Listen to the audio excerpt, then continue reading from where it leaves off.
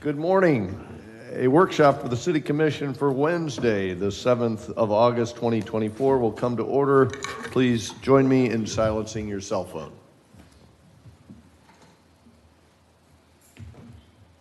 Madam City Clerk, please call the roll. Mayor Cleveland. Here. Vice Mayor Perrine. Here. Commissioner Hartman. Here. Commissioner Martin. Here. And Commissioner McGurk is excused absent. Thank you. Very good. Thank you, Kelly. We have a full house on the dais here this morning. You'll note we have a city manager at one end and a city manager at the other end. So we've got the bookends here to make sure that those in the middle are all under control. So we're grateful to have Mr. Cowper here to immerse himself into the budget. And Khalid, thank you for getting us to this point. Do you want to set it up before we turn it over to the teams? Yes, good morning, Mayor and Commissioner. And this is, if you recall, we gave you the budgets at the end of meeting in June 25th, I think it was. We gave you the budget book. Then on July the 23rd, we had another budget meeting for the commission to set the tentative millage, which we did at that time. So this is really, the workshop is for each department to present their budgets, give you the chance to go into more details than what we had on the 23rd and the 25th.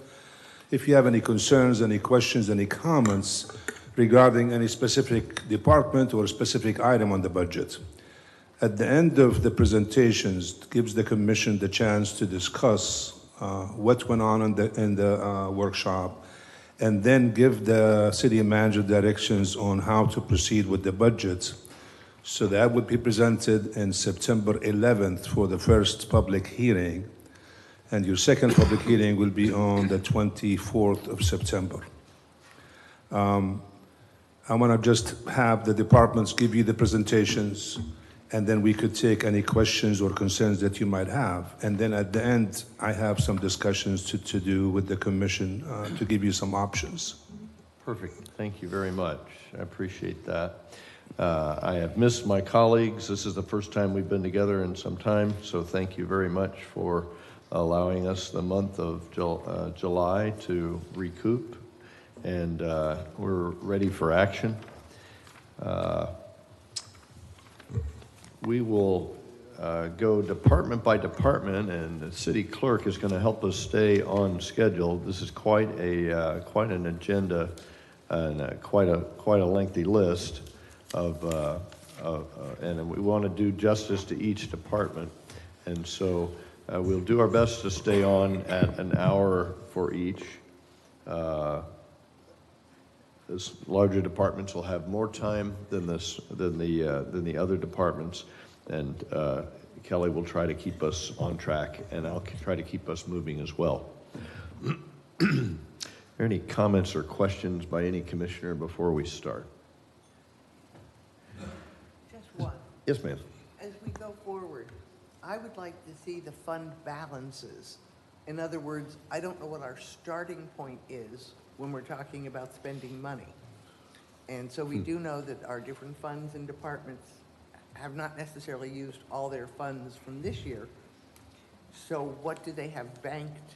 What happens with that? And I think that might be a helpful way to move forward. Good. So just Celicia, you or Ken may know this. As we roll up to the end of the fiscal year, what % of the budget is complete or been devoured, and what are we going to have left? Are we at and what is that in terms of dollars? Do you happen to know that? By fund. Yeah. I'll get that in a second. I'm just trying. The first level of indenture is no, Fred. We don't have that today, and if you do have it, then we're going to go deeper and ask you by department potentially. Do we have it? if you give me a few minutes, I can. Okay, and so you understand Commissioner Martin's request. It's, hey, as we go in each department, if you happen to have that during your presentation, we would love to understand that. You may have that, where your spend is for this year, which I assume rolls into the next year. And so that's, I think, where she's at, whether we're going to start with a surplus or start with a deficit.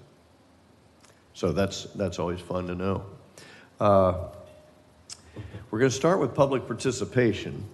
And so you know this is all about the budget. We'll be here. If those you're watching on remotely, feel free to come down and talk to us when your favorite department is up to bat. The schedule is printed and is out there for you.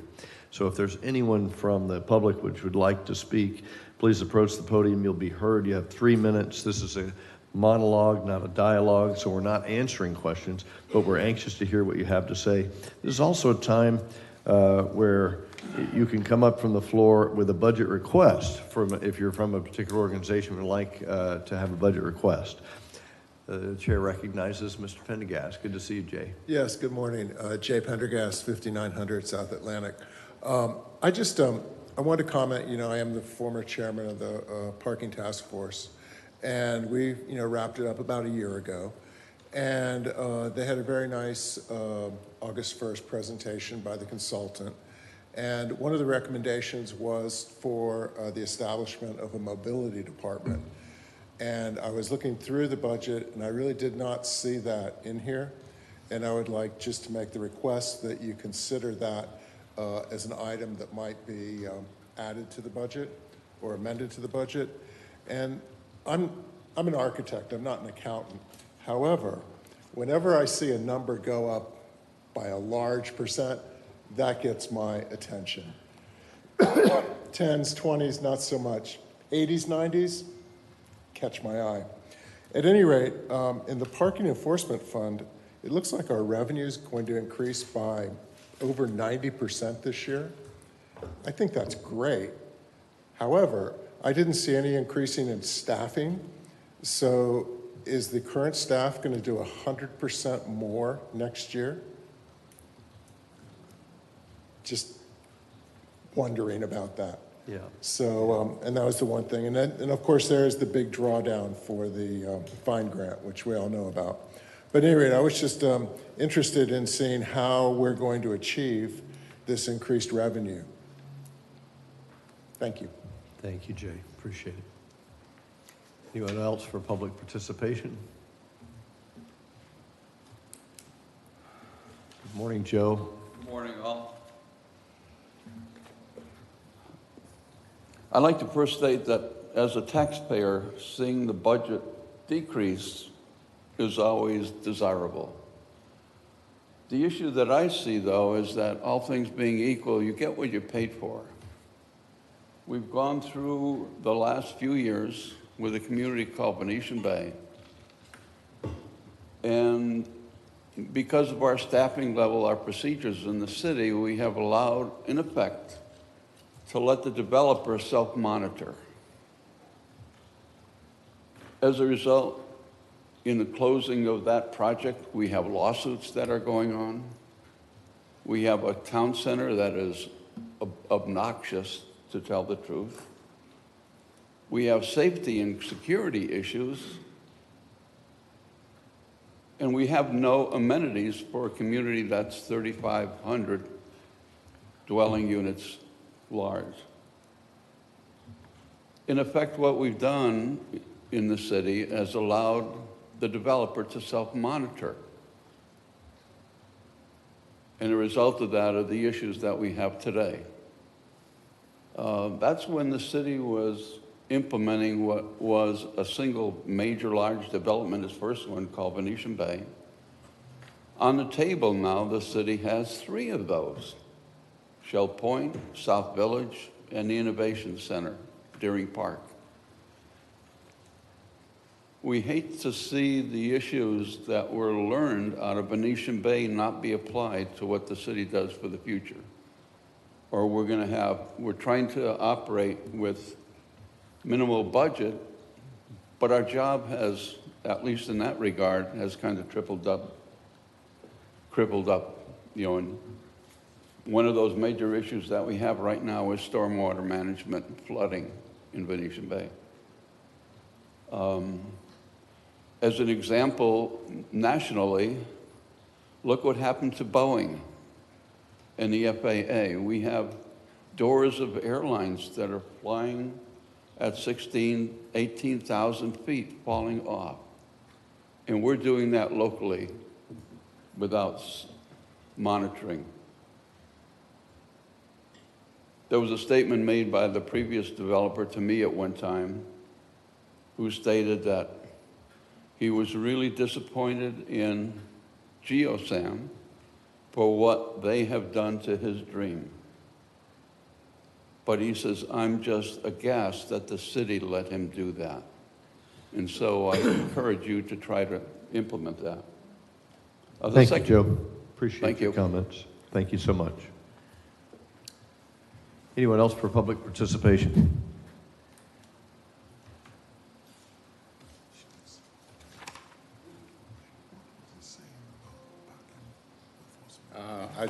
My name's Larry Wesley, and I live over here in Fairgreen Development.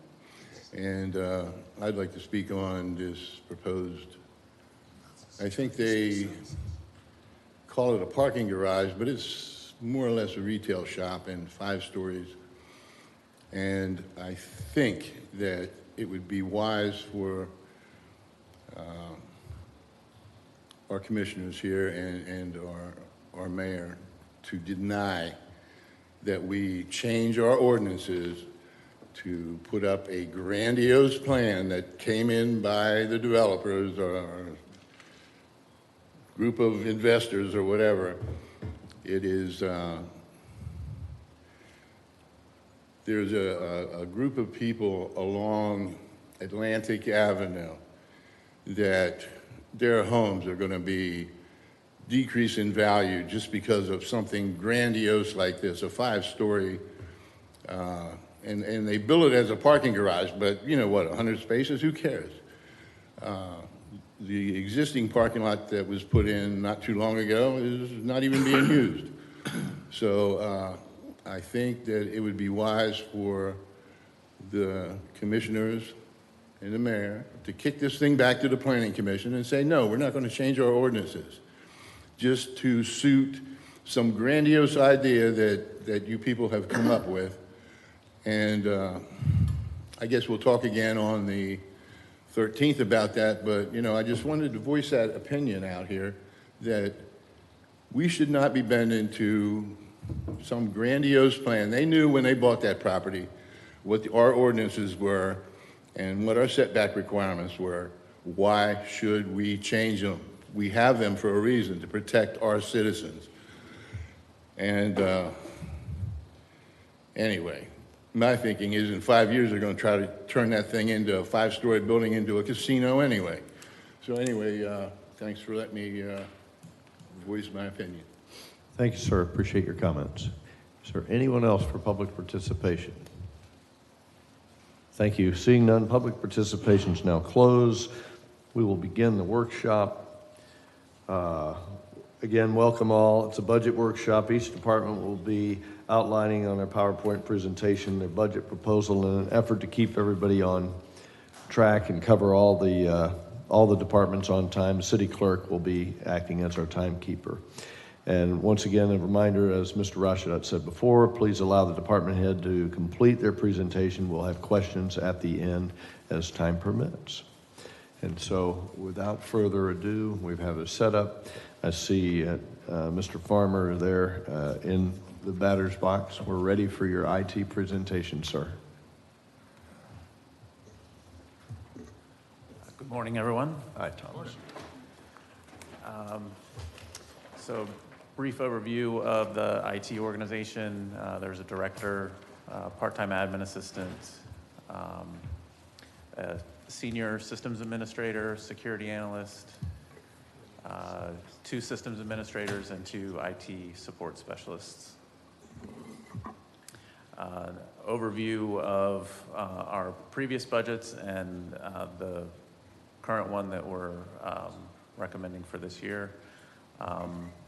The change between last year and this year is about 1.17%, which I think is about $22,000.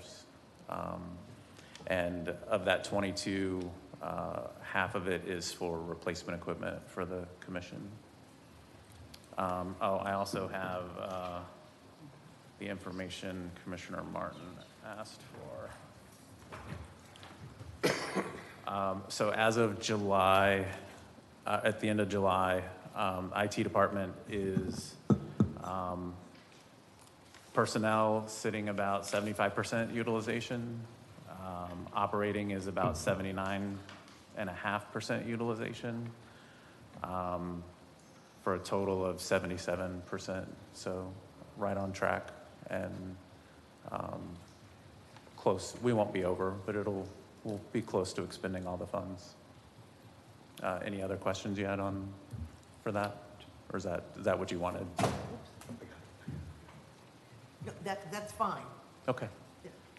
We're not talking nickels and dimes here. Yeah. Thanks. So overall, this year's ask is pretty close. We were able to make some changes to kind of smooth out the increases that we've been seeing in support, with some consolidation of products and services over time. So our current initiatives are the same from before. We've just progressed along. We're probably about 80% done of our network implementation upgrade that we're currently doing. 85%. We're about 95% of our phone system migration. We have a couple lines here and there, and then decommissioning the old system. And of course, we're continuously trying to improve our security posture and policies, procedures, those things. Again, our future challenges is next year I foresee larger increases with our maintenance contracts. Over the last several years, I've done what I can to help smooth that out. But there was one that we got this year that we decided to pivot to a different direction on, that it increased 76% on its own. So even our website maintenance, I think last year, which was typically 5%, they asked for more. It's everybody just comes to us saying we want more money. So I don't see that stopping. And then of course, we spoke about retaining staff, trying to find creative ways and to help retain staff, but salary is going to be helpful with that in salary increases. And that's all I have. As far my budget this year is pretty simple, but if you have any questions, I'll be happy to answer. Okay, thank you for that. We'll start with our questions. So we'll go to Commissioner Hartman. Thanks, Thomas. So the replacement for the commission phones and laptops and stuff, that's done every 2 years? Yes, as the cycle goes through, that way we're not giving old equipment to potentially new. And the cycle for a phone and a tablet, those tablets that you get, we can get a 2-year warranty for, and they're kind of expensive to replace if one's dropped. We've just found that life cycle has worked well every 2 years. But still, that's about $10,000 and we have a lot of unfunded projects and personnel issues, so I would be in favor of foregoing that for a 2-year cycle, though. Because Jason and I are both going to get reelected, so it doesn't matter.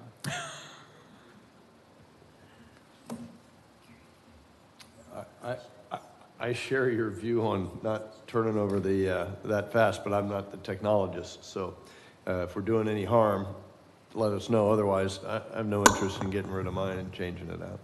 Okay. I want to see I'm sorry. I just wanted to see if I understood.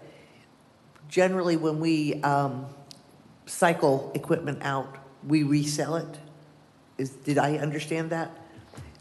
Or what do we do with equipment when it's at the end of its supposed 2-year life? what happens to So it? this equipment is the exception on how long we keep it.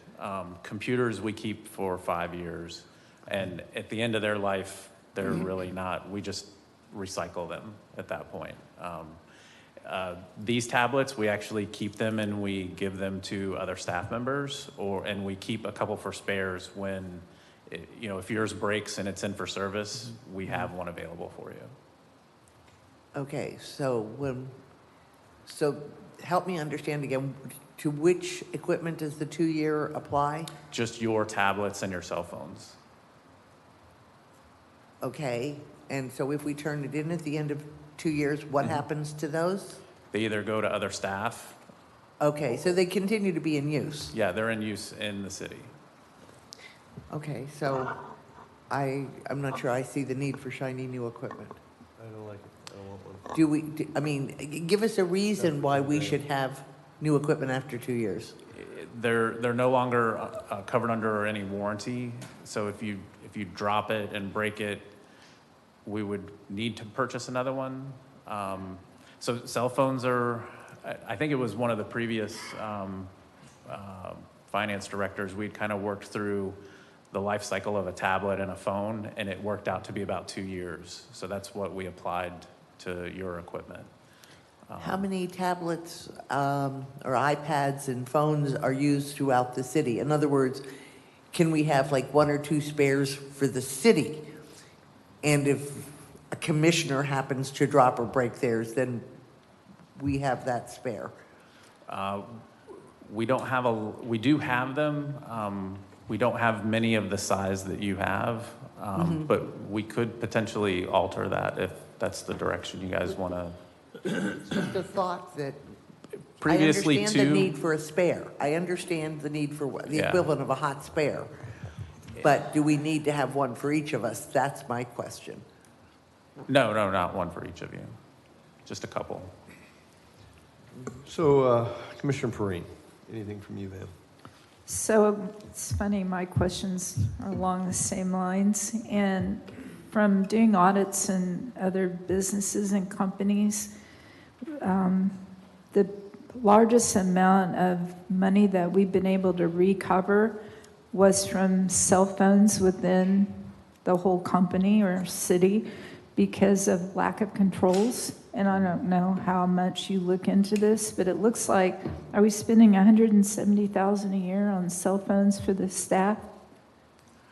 I would have to, because they're spread across multiple funds. Each department So it's has even it. more than that, because I'm looking at this one line item, and Which one? that seems really high. I was on page 43, and it has the breakdown. It says repair and maintenance, computer 170.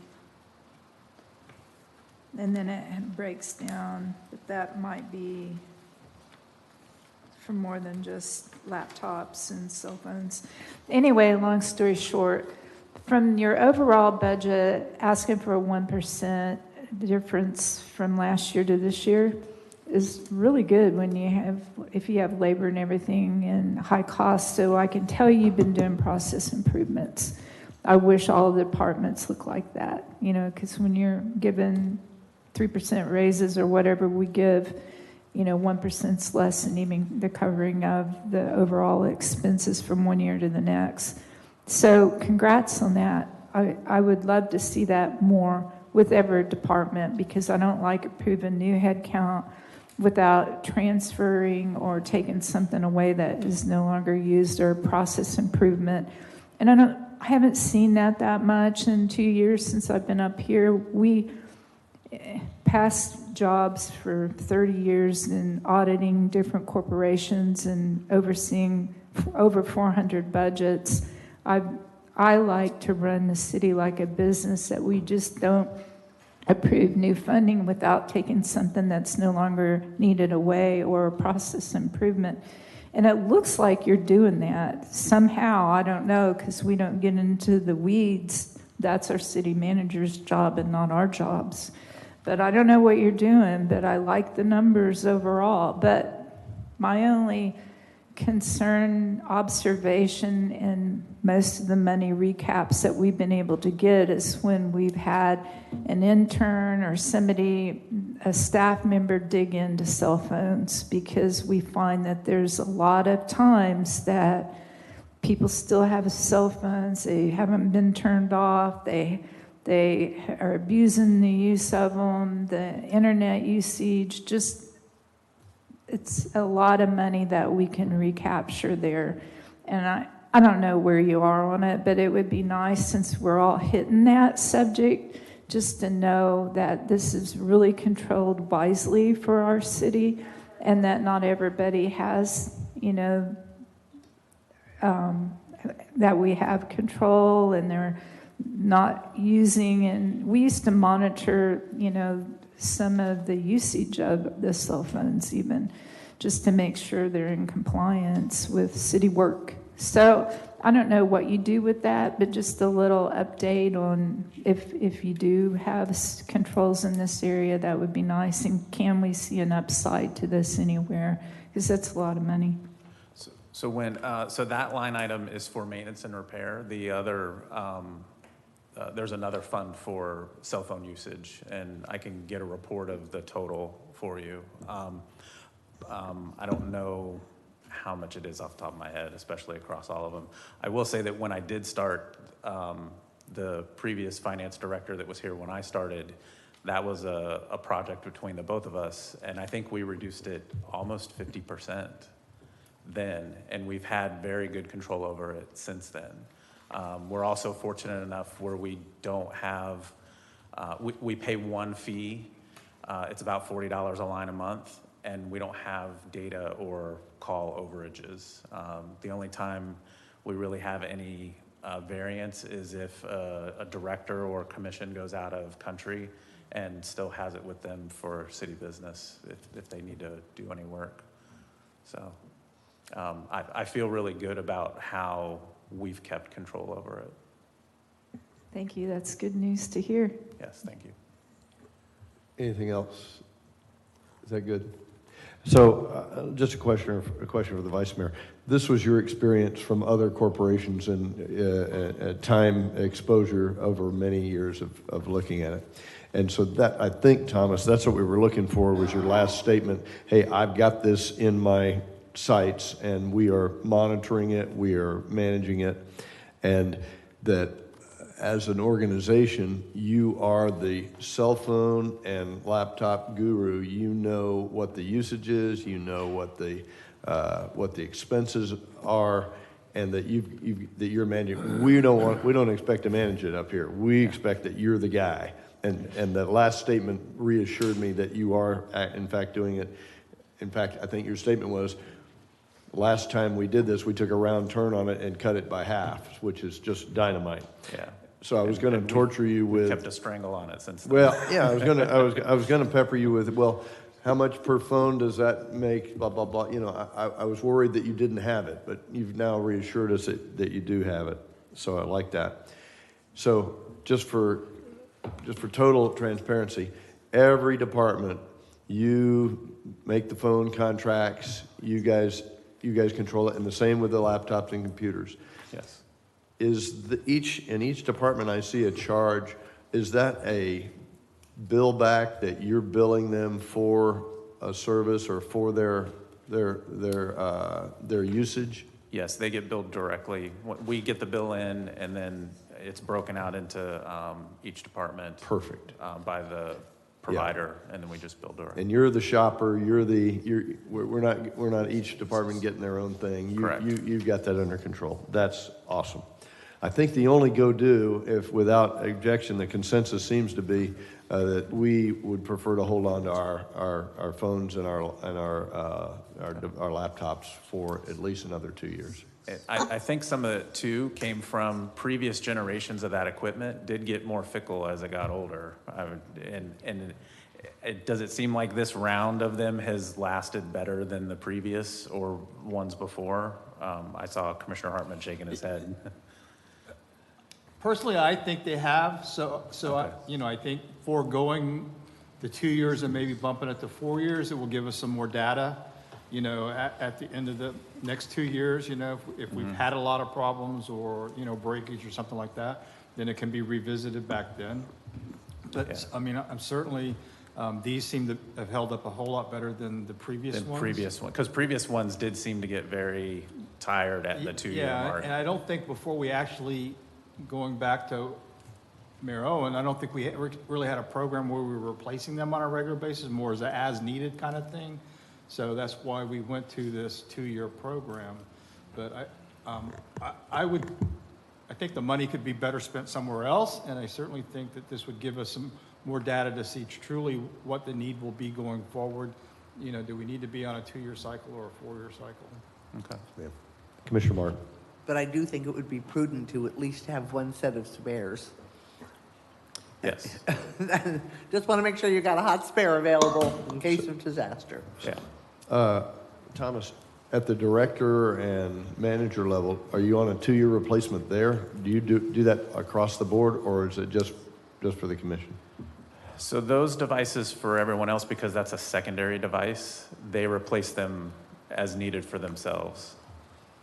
Excellent. It kind of falls out of scope Perfect. for what we help them maintain. But because this is your only device and it's your only way to use to do city business on, Right. that's why these have that level of service. Really good. Really good. Any other questions? So we'll just forego the equipment for 4 years. He will keep at least 2 of them as a spare for the commission. But again, it's because your only device in terms of using for city business. That's why he's got it on a 2-year. But I think if we have a spare, at least 2 of them, I think he'll be fine. Thank you, sir. That'd be great. Thank you, Thomas. Appreciate it. Anything else from you, sir? As far as your phones go, now phones are kind of on a 2-year, they get used a lot more. Is that something you still want to see replaced at the second years, though? Cell phones? Mine's fine. Okay, Mine's fine. all right. I'd go again with the same, we need to have ready access to a spare. Yeah, those As are a long little as bit they're- easier to get a hold of. Okay, as long Yeah. as they're working, you know. Okay. Thank you, Thomas. Appreciate welcome. the presentation. Appreciate problem. your attention to detail here. Thank you. It's great. Thank you. Okay, so let's get the fire department up and on the queue here, and we'll go through that.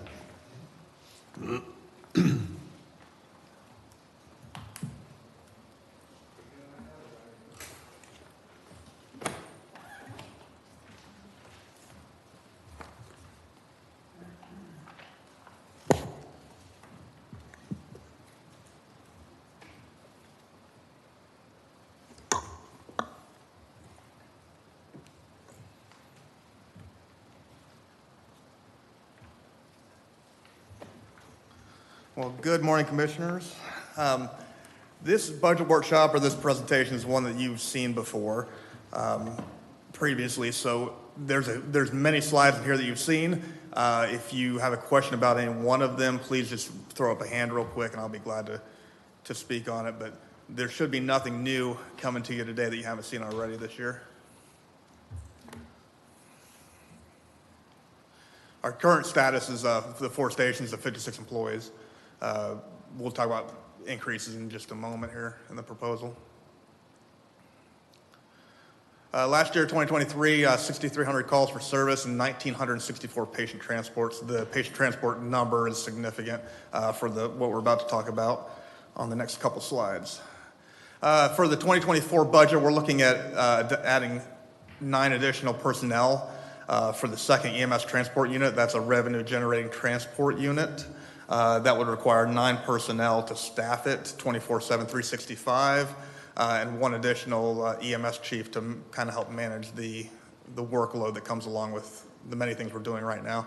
The purchase of the new ambulance for that program would come directly out of fire impact fees and would not affect the millage. Additionally, we need a supply room that's already been budgeted for in the 2024-25 budget. Breathing air cascade system, and station alerting, which is a kind of a county mandated program because of the upgrades to their system countywide. And this is the program that we have discussed, I feel, ad nauseum, about EMS transport. I'm going to throw it to Dan Harshberger real quick. He's going to speak to it, and please stop us if you got questions, because we really want to be clear on what we're trying to accomplish here and how this will benefit everybody throughout New Smyrna Beach. Good morning. Oh, that's loud. Just like we presented previously, one of the things we had looked at after basically working with the county with the shortages, our ability to hire versus the county's issues with increased call volumes and difficulties in hiring, the number of calls within the city limits. The data that we received was specific to the city limits. It wasn't the outskirts or the unincorporated areas. We wanted to show you specifically the call volumes in the city limits. So within the city limits themselves, we had the 3,093 transports. There was a total of 4,644 911 calls for EMS, where a unit was initially dispatched, a transport unit was dispatched within the city limits. So that's not counting the very large area within the center that's unincorporated and within the outskirts. Typically, say, further out west, but also in the unincorporated areas on the beach side where the County Station 21's at, and also where County Station 23's at in that donut hole area of the unincorporated area of the city. So of that Medic 50, our current unit stationed out of Station 50 was dispatched to 2,436 of those 4,644 calls of just in the city limits. So we proposed adding one additional transport unit, and we were in agreement with the county. The county felt, based on their statistical data, the data that we looked at, the best location for that additional transport unit would be to put at Station 52 beachside, hiring the nine additional firefighters. We also proposed a reduction in our overtime to help fund it. A reduction in our overtime budget by $224,000, or almost $225,000. As Chief pointed out, the purchase of an additional transport unit that would come specifically out of impact fees, so that won't affect the millage rate. We actually recently worked with the backlog of apparatus. We worked with the current vendor. The build time for ambulances right now was at 3 to 3.5 years.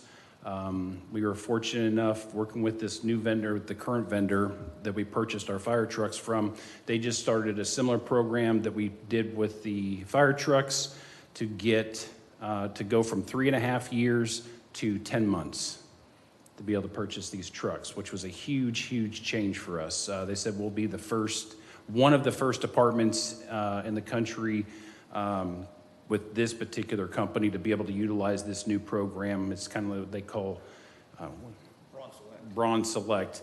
Basically, we limit the customizations to it. It goes through a new line that they've developed and allows them to build it faster, just as high quality, but just be done a lot quicker because less customization. So, and on top of that, from the initial build cost, we reduced the price of the ambulance by $35,000 by doing so for both of the two new trucks. Let's see. Yeah, that's you, yeah. So does anybody have any questions on the additional transport unit? Vice Mayor. Yes, and I appreciate your breakdown of your cost savings. You've met with each one of us this year, and I think we've drilled where we want to see process improvements and cost savings, and you were able to do that, and I appreciate you taking the time and going with this much detail. I do have a question, and it's on your sheet here. It says overtime budget was decreased by $225,000. With the net 9 new hires, or with the 9 new hires and this overtime budget, what's the net effect of that? So we did, with the initial breakdown, give me 2 seconds to pull it up. We did, in order to pay for the staffing and the operating costs, we did a breakdown of if the truck ran 80% of what we're currently running, based on the current collection rate, we did an 80, 85, or 85, 90, 95, and 100%. So if we did that, where's that? I apologize, I'm looking at response times versus collection rate.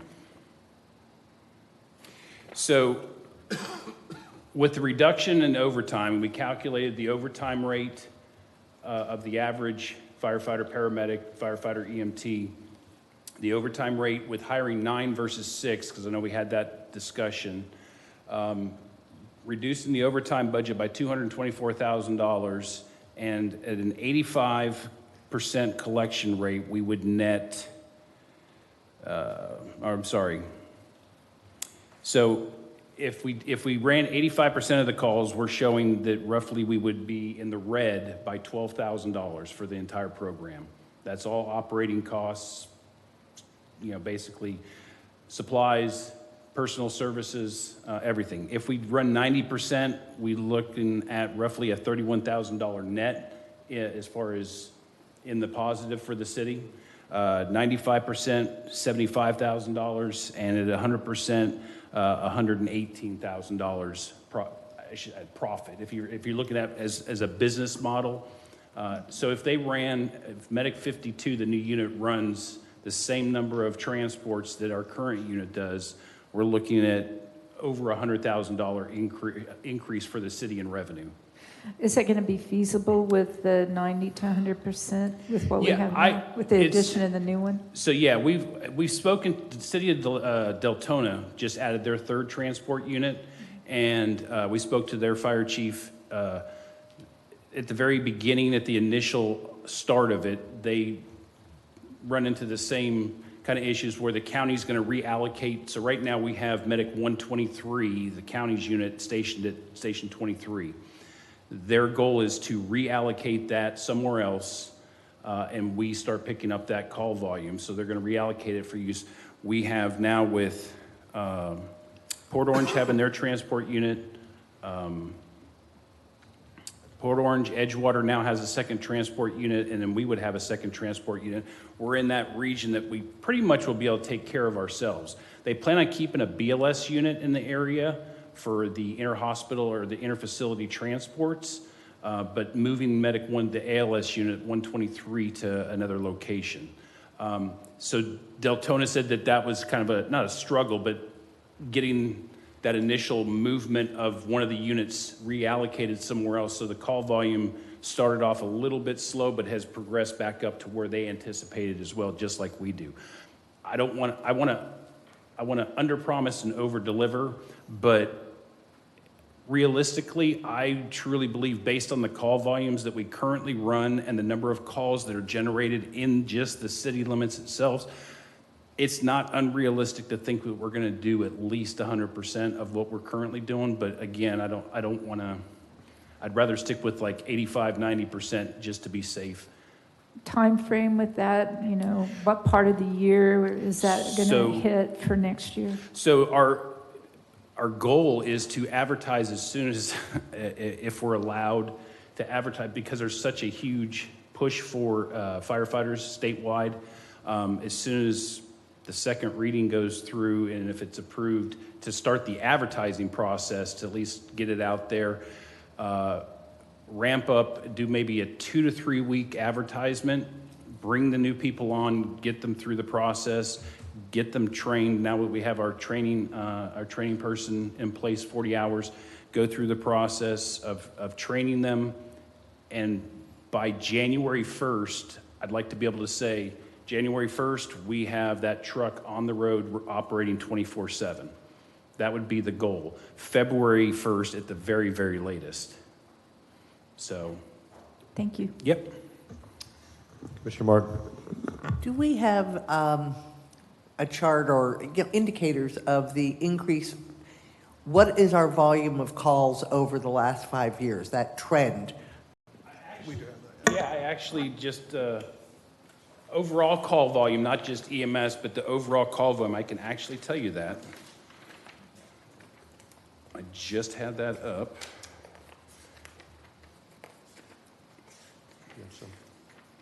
And I apologize for not being in here, but I just ran these numbers the other day for the fire chief.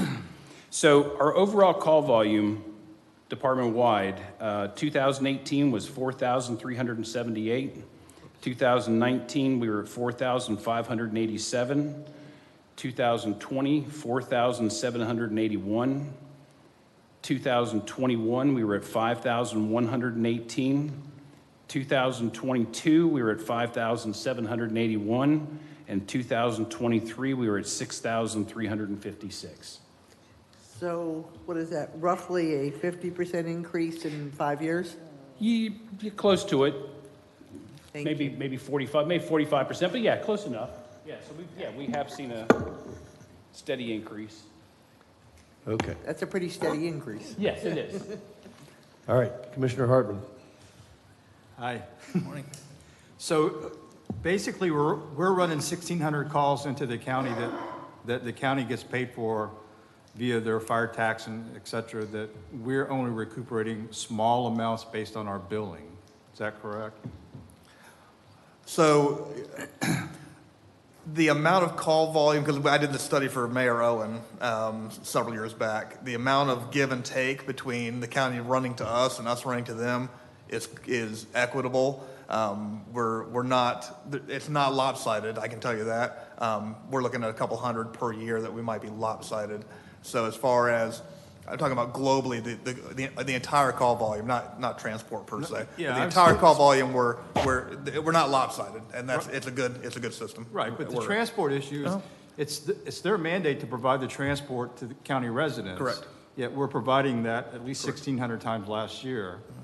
So they were not able to perform what they're mandated by their charter. Correct. Okay. And we're getting, the only issue that we're getting is we're getting a little bit of subsidy from the county based on lowering our billing costs, because they do all of our billing. Correct. So yeah, so we've they've reduced billing from 10% to 7.5%, which is their fee for basically processing Medicare, Medicaid, the various insurance That companies. was also nice of them. Mm-hmm. So the $460,000, that's just for one unit? The capital cost, yes. Okay. That's one unit, structure, loader, Okay. you know, all the components that go along with it, radio. Okay, because you also said that there was an additional cost for the life pack and things like that. Yeah, so the one additional life pack we'll get from the county EMS trust fund. Okay. So there will be no upfront cost for us. And All we right. also have 2 Lucas devices coming from the CPR, hands-free CPR devices coming from the opioid Yes. task force. So the unit that you're looking at purchasing is the same manufacturer that we currently use? The current? So it's the one that you approved to replace several months back. The Not additional one will be a twin to that one. But not Rescue 50? Correct. Because this seems to be broken down more than it is in service. Yeah. Your request for 9 additional personnel is actually 10, because you're also asking for an EMS chief. Correct. So there's a total of 10 people you're looking for to add this additional.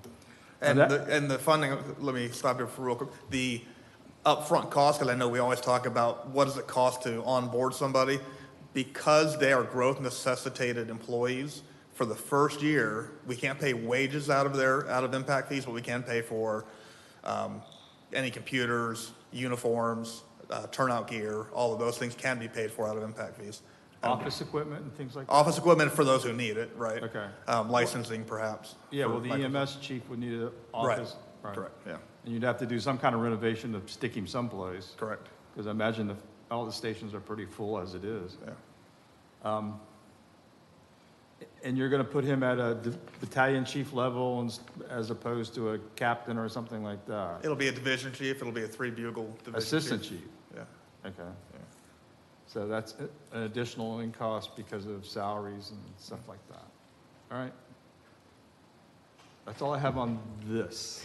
Yeah, so our protocol was going to be, you guys present, we're going to ask you questions at the end. You open up questions, and so, Dan, if you and the chief decide that that's how you wanted to go, that's fine with us, but it'll be slow and painful. Absolutely. This was a programmatic change within the department. So I think it was a good pause. Understand. To have questioning. Going forward, everything will be capital and should be a whole lot simpler. All right, until Randy started asking the good inside baseball questions about, hey, are we letting the county get away with something or not, which I don't quite follow totally, but I'm sure he's not going to let that happen to us. And you've insisted that it's about equity, it's about fair. That makes my day. I think what you taught us in the pre-briefs when you originally floated this idea is this is a self-funding project, and the betterment of the city, the service to the city will be overall improved. Have I got that right? Correct, because we can focus on New Smyrna and not the county as a whole, which is what Volusia County EMS does. They allocate all their assets based on the county-wide need, whereas we can provide New Smyrna-centric ambulance service at no cost to the millage. Got it, which is really a great service. And maybe Randy or you or the chief, every time the phone rings, the county gets money? When we answer a call, I wasn't quite following. We pay them to bill. The only time how does that all work? The only time we pay them, and we would be paying anybody. So if we were to fracture off from the county billing process, we would pay, Acme Billing Company 6 or 7% anyways. That's just kind of the industry norm. We don't have the capacity to bill locally, so we would definitely contract that out anyhow. So, which we don't have the option for, and Commissioner Hartman and I have discussed at length that we don't have the option in the current agreement to pick a secondary billing company. So basically, it's an administrative fee that we pay the county. I mean, that's what it is, because we don't have the ability to do that. So, but this is it's a good service, self-supporting. So I got it. That's and we tried to do that. I think it was back in, I want to say 2012, 2013. And at the time when we did the business analysis on it, it wasn't supporting itself. That's why we didn't go for it. So it has proven, I guess, for the past couple of years that it is self-supporting. So that's why we are recommending it. Are there any other hidden costs to the city anytime the county has to respond and we are not available, you are not available? There are no hidden costs. That's kind of the model throughout the county anyways. Okay. Departments that are not transporting are reliant on the Volusia County EMS, so they don't back bill or, if a county ambulance came into the city limits of New Smyrna and picked somebody up, there's not a fee for that other than what they charge the patient or the patient's insurance company for the transport. Okay. All right. Really good. Any other follow-ups, any other reattacks? So we're not really providing the service for free because the user ends up paying anyway. That's right. So, but we are providing a service to county residents who get taxed for that service that they're not receiving from the county, but in fact they're receiving from us. So I think this is a good opportunity. If we're going to take on the additional transport unit, would also be to have that conversation with the county about giving us our own CON, certificate of need to provide EMS services. So, that's the conversation that we've had. Yeah. And, but it's a conversation that needs to be had at the county level between the managers. So it gives us a little more flexibility, a little more. Yeah, say some more about that. What does that certificate get for us? So a certificate of need is required to do any kind of EMS service in the state of Florida. In Volusia County, they are the only holder of the certificate of public need.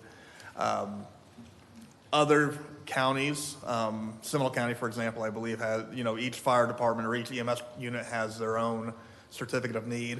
It allows them to kind of control how they operate a little more on the local level. They're allowed to select their own medical director, which is the physician who's in charge of protocol and the operations of the EMS side.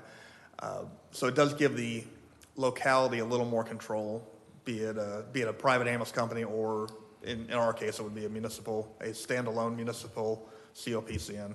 Is that something you would like? It is something that would give us a lot more horsepower. Right now we're kind of held captive as far as, how we deploy, what software we get to use, what data we can actually get out of the system, because they're the controller of the data and the software. Who our medical director is right now, we're forced to use their doctor, whether you five like it or not. We're forced to use their doctor. What, Commissioner Hartman, what would be the grounds that we, above every other city, would be able to go and say, hey, we want something different? How do you go after that? We're providing a service that they're charged with to the county residents, and, we if we stopped our transport business altogether, they couldn't handle it. They can't handle it now with us doing one transport.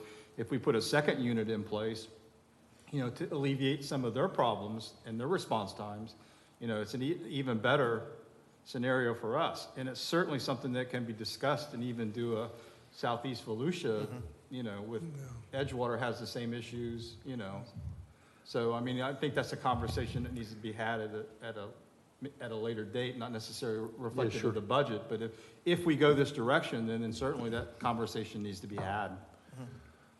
Well, that's a good one. Maybe the new city manager and the fire chief bring that back to us sometime at the appropriate time. We're blessed to have Commissioner Hartman, who knows this stuff cold, and so I think we ought to make sure that have we ever tried that? Have we ever had a bite at the apple and they've said no? Daytona Beach was a big proponent of it several years ago, and it was a non-starter back then. Probably the department with the city with the most horsepower right now would be Deltona, because of their population and the fact that they're supplementing EMS transport with 3 units as opposed to our 1 or Edgewater's 2. But I imagine if we were to regionalize it between Port Orange, New Smyrna, and Edgewater, Ponce Inlet as well, there'd be a much better, desire to do that throughout the 4 cities. Okay, thank you very much. Any other questions on that one? All right. I have Yes, one ma'am. follow-up. So you mentioned, it sounds like we would have more leverage right now if we go this route with the second transport, and it's a good time to maybe hold the county accountable for this.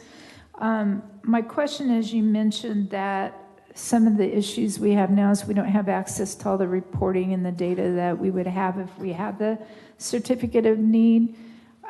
If we got that certificate of need, would we use their software with just more access, or would we have to change and get our own software? We would likely have the option to continue to use theirs, or to go out for proposal for our own and get what we wanted to use. Do current cities have access to that you know of, or do they go out on their own and get their own software? So there's no other city right now that's using anything but the county system for reporting and all of that. And I don't want it to appear that the county's holding data hostage, because that's really not the case. However, there's a go-between. I can't, in every instance, I can't just go and pull the data I want. I have to go ask somebody for it. And that's not really, in that regard, it's not really the best position to be in. Sounds like it's probably not realistic that we can have access to their system or more access. That sounds like that would be maybe a security breach or something, and to go out on our own could involve a lot more costs. So I don't know, the advantages to that with that certificate of need, but sounds like it's a good time to look into that more. And I will tell you, just based on my experience outside of Volusia County, what a lot of municipal agencies do, when you go outside and have your own COPCN, part of that process, as Commissioner Hartman alluded to, as far as the ability to bill yourself, a large percentage of those agencies, what they'll do is, as part of their contract with the billing company will provide, so in that, built into that, say 6% or 7%, they will bill in the cost of our reporting software. So it actually ends up not being it's an indirect cost. We still pay for it, but right now we're paying 7.5% to the county. One of the proposals that was floated for a little while was the county taking part of that 7.5%, or at the time 10%, and paying for all the fire department transport agencies' hardware, laptops, tablets, and stuff like that, which in turn resulted in them reducing the cost from 10% to 7.5%. But a lot of agencies will get at 6% included in the billing. Say if we wanted to go with a company like it's ESO or Image Trend, they would pay for the cost of that built into the 6 or 7%. So it could work out to where we pay less and get the software we want and have control over. So there's a lot of different really good discussions to be had with regard to this issue. Okay, very good. Continue. All right, very good. So the only other capital requests that we have that have already been tentatively funded, we have a breathing air cascade system that's 27 years old. It owes us nothing. To have an air compressor of that quality for 27 years is huge. So we're looking at replacing that for $85,000. Station alerting, that's the 4 stations getting the calls that they need from the new CAD system, $80,000. A pickup truck and an 800 megahertz radio upgrade for $10,000. We also have a modular storage unit we're looking at building within the barn at Station 50. That's to house and secure EMS supplies in a climate-controlled area, give us a little more security, and keep the elements out of the EMS supplies. Unfunded request. And Kevin Brinkley may talk about this a little bit more in his presentation, but the current generator we have at Station 53 is on its last leg. It's consuming a lot of oil, throwing a lot of error codes. We originally put in for a $250,000 replacement of that generator. It was going through the HMGP grant funding process. It was not considered not old enough, not eligible for another 2 years. So we won't be able to get HMGP funding from the federal government to replace it for another 2 years. Looking at replacing that potentially this year. It's unfunded right now with a natural gas generator. That'll get the diesel tank hauled away and get us into a more reliable natural gas system. And then the other unfunded request was we were looking for some software for the training division, software and equipment for $25,000.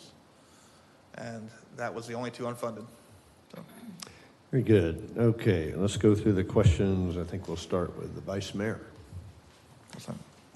Just another follow-up back to that last comment. I think that certificate of needs software, I like what Commissioner Hartman said about the billing and having more control, and I think that this is a good time to dig into that more. And it sounds like what our leverage would be is that we would outsource that software to another company versus hiring staff, and then they would build in, and the overall cost would be less than the 7.5%. So the county's not going to want to lose our 7.5%.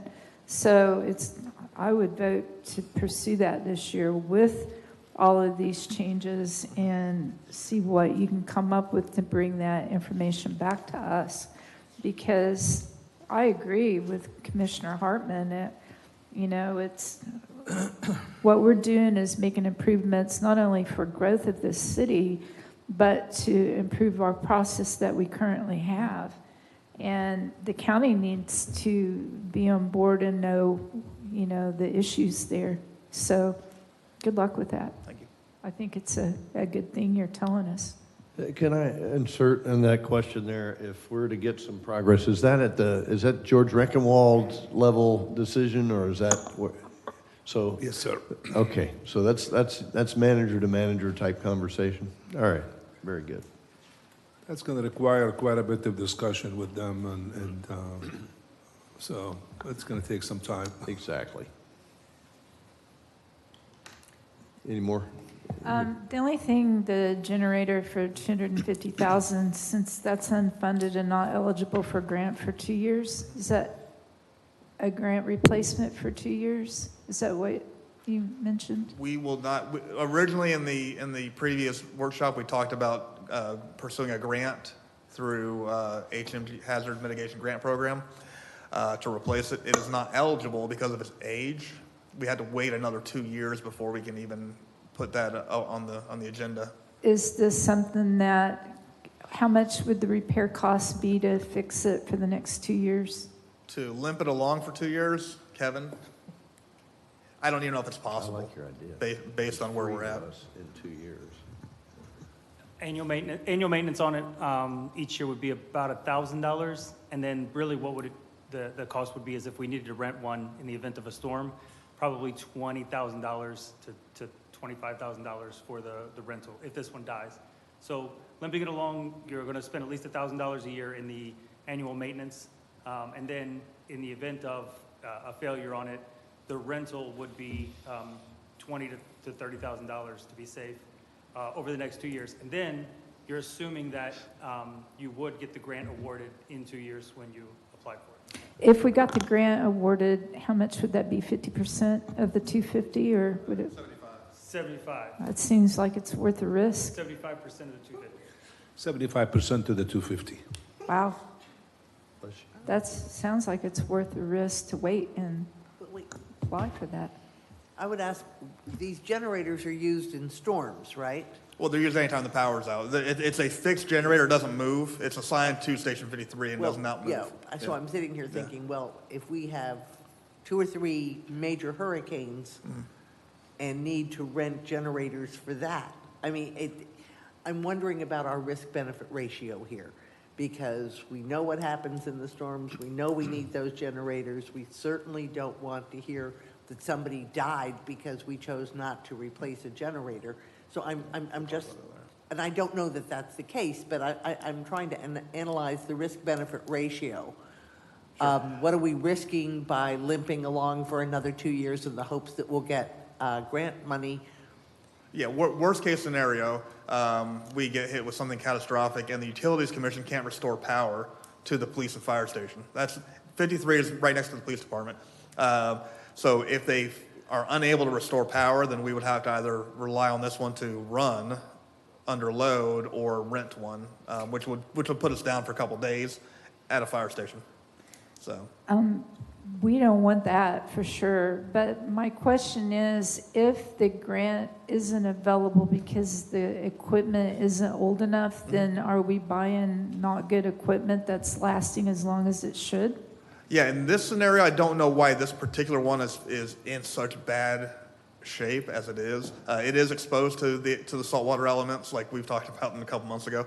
But this one just seems to not. I don't want to call it a lemon because it's almost 17 years old. But certainly, I think I would hope it would be more reliable at $250,000 to last beyond 17 years.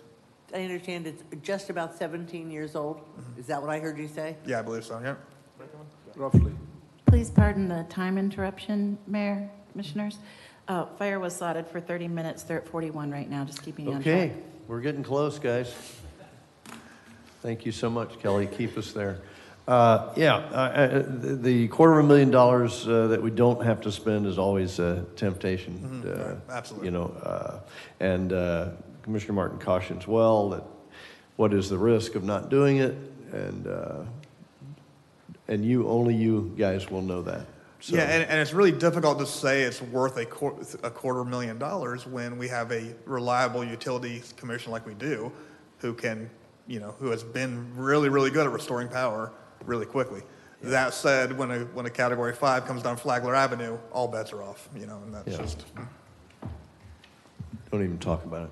Commissioner Hartman. That's where I live. So the shed at Station 50 is already in the budget? It's already taking place in 2024. Okay. We found funding for it in 2024. And it's going to be your EMS storage facility? No, I'm sorry. Okay. We had another shed at 53 that was the overhang awning. That's being funded in 2024. In the 2025, the modular building that was up there is going to be EMS storage, climate controlled and secured.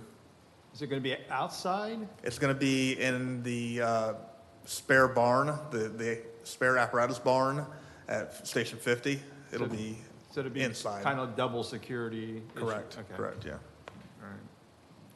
So we're getting a shed at 50 and 53 then? 53 is getting an awning, almost like a carport, but that's Okay, happening already. Because the budget calls it a shed.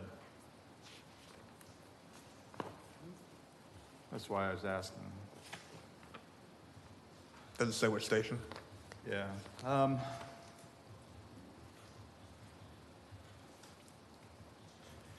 This budget.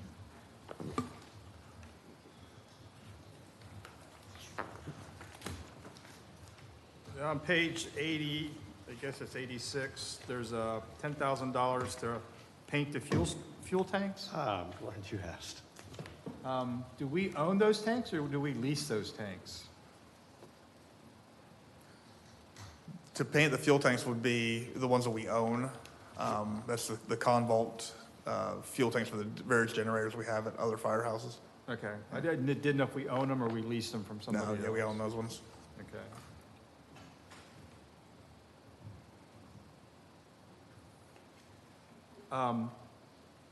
On page 87, you have some household equipment item replacements, chairs, things like that. What do you traditionally do with the older stuff? Where do we put it? Yeah, I mean, do you just trash it? We or just do you dispose of it. Give it to Habitat or? By the time we get to that point, it's not pretty well it's not done. worth Yeah, I know. giving it to anybody. Yeah, I know. So. But you're welcome to come by and take a look at it. I don't want any of it, thank you.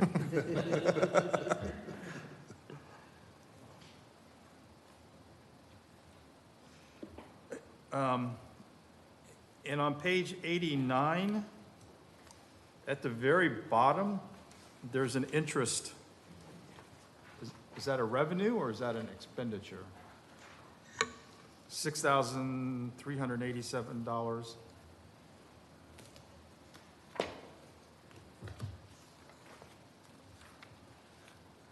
Got that one, Lisa? Expenditure.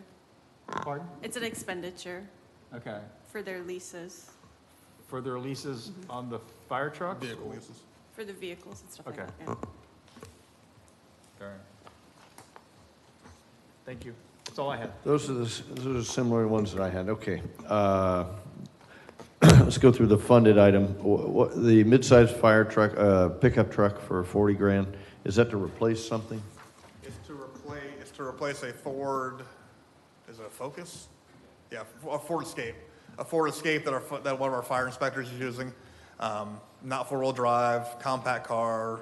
Our inspectors are out in the field, on construction sites and all that. It's not the best for job sites, the Focus or that we're Got using it. presently. Where's the Focus going?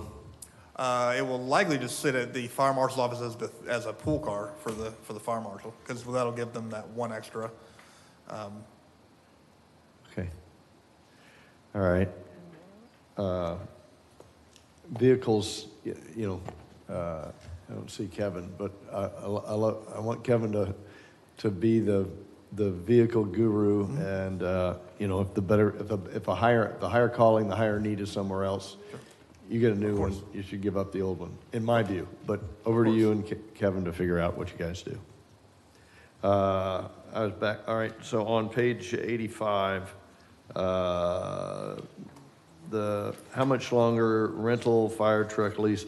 We're paying $250,000 for a fire truck Yeah, so the lease. That's annual? 210,000 is sunsetting.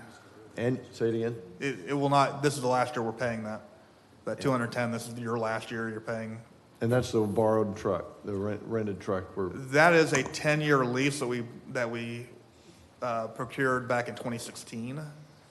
That's for two. It was for the two engines and a ladder truck back in 2016. Got it. So that's not one truck. That's two. That's It's three trucks total. Got it. And it goes away after this year. And the vehicles go away as well, or do we? No, own the vehicles them? carry on.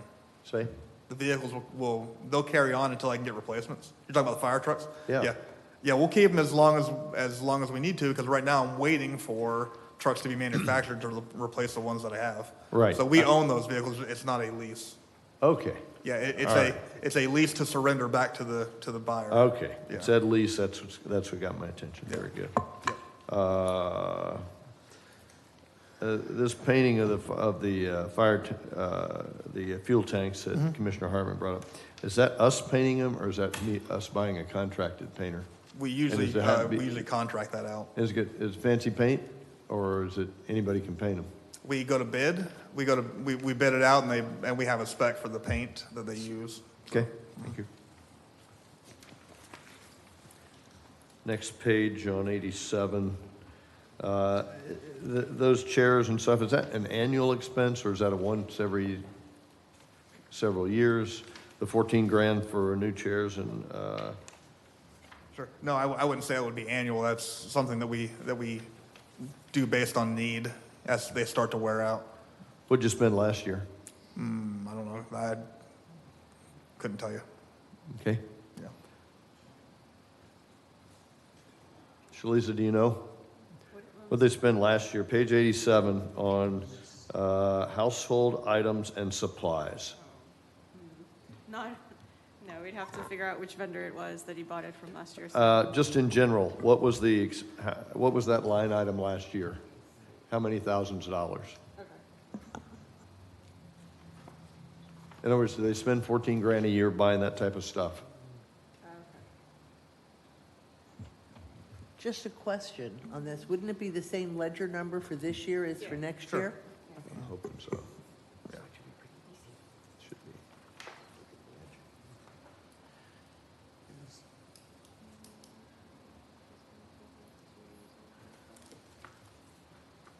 She's looking it up.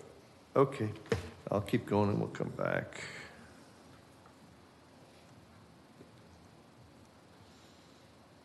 At the top of 88, the $8,300 for what looks like software and hardware stuff, is that a transfer charge over from IT, or are you guys buying new software? No, we run all of our software through IT. Okay. So everything is funded, or they bill us for those. Mayor, Ma'am, so last year they spent $15,453. 15,000 last year. So this is like an annual fee for a variety of things, mattresses, kitchen, stuff like that. Correct, and also this is part of the contract for the firefighters, that we are supposed to be providing these things for them. We provide what? We are supposed to be providing these things for them. It's a part of their union contract. No, I get it. There's certain things in there. I just didn't realize it was $14,000 or $15,000 a year in stuff. Yeah. And the contract says we're supposed to provide what? These household items. Okay. And they get replaced every year? No, definitely not. They get replaced as needed. Well, then what are we buying for $14,000, $15,000 a year? So we have mattresses, we have kitchen supplies, anything that wears out over time. Probably. You get a mattress every year? No, definitely not. Definitely You not. get kitchen equipment every year? Mayor, you have 4 fire stations, so that's why. So it's not just for one. So you have 4 of them. So you might be replacing, 5 mattresses in this one. Next year might be 4 on the Okay. other one. So All right.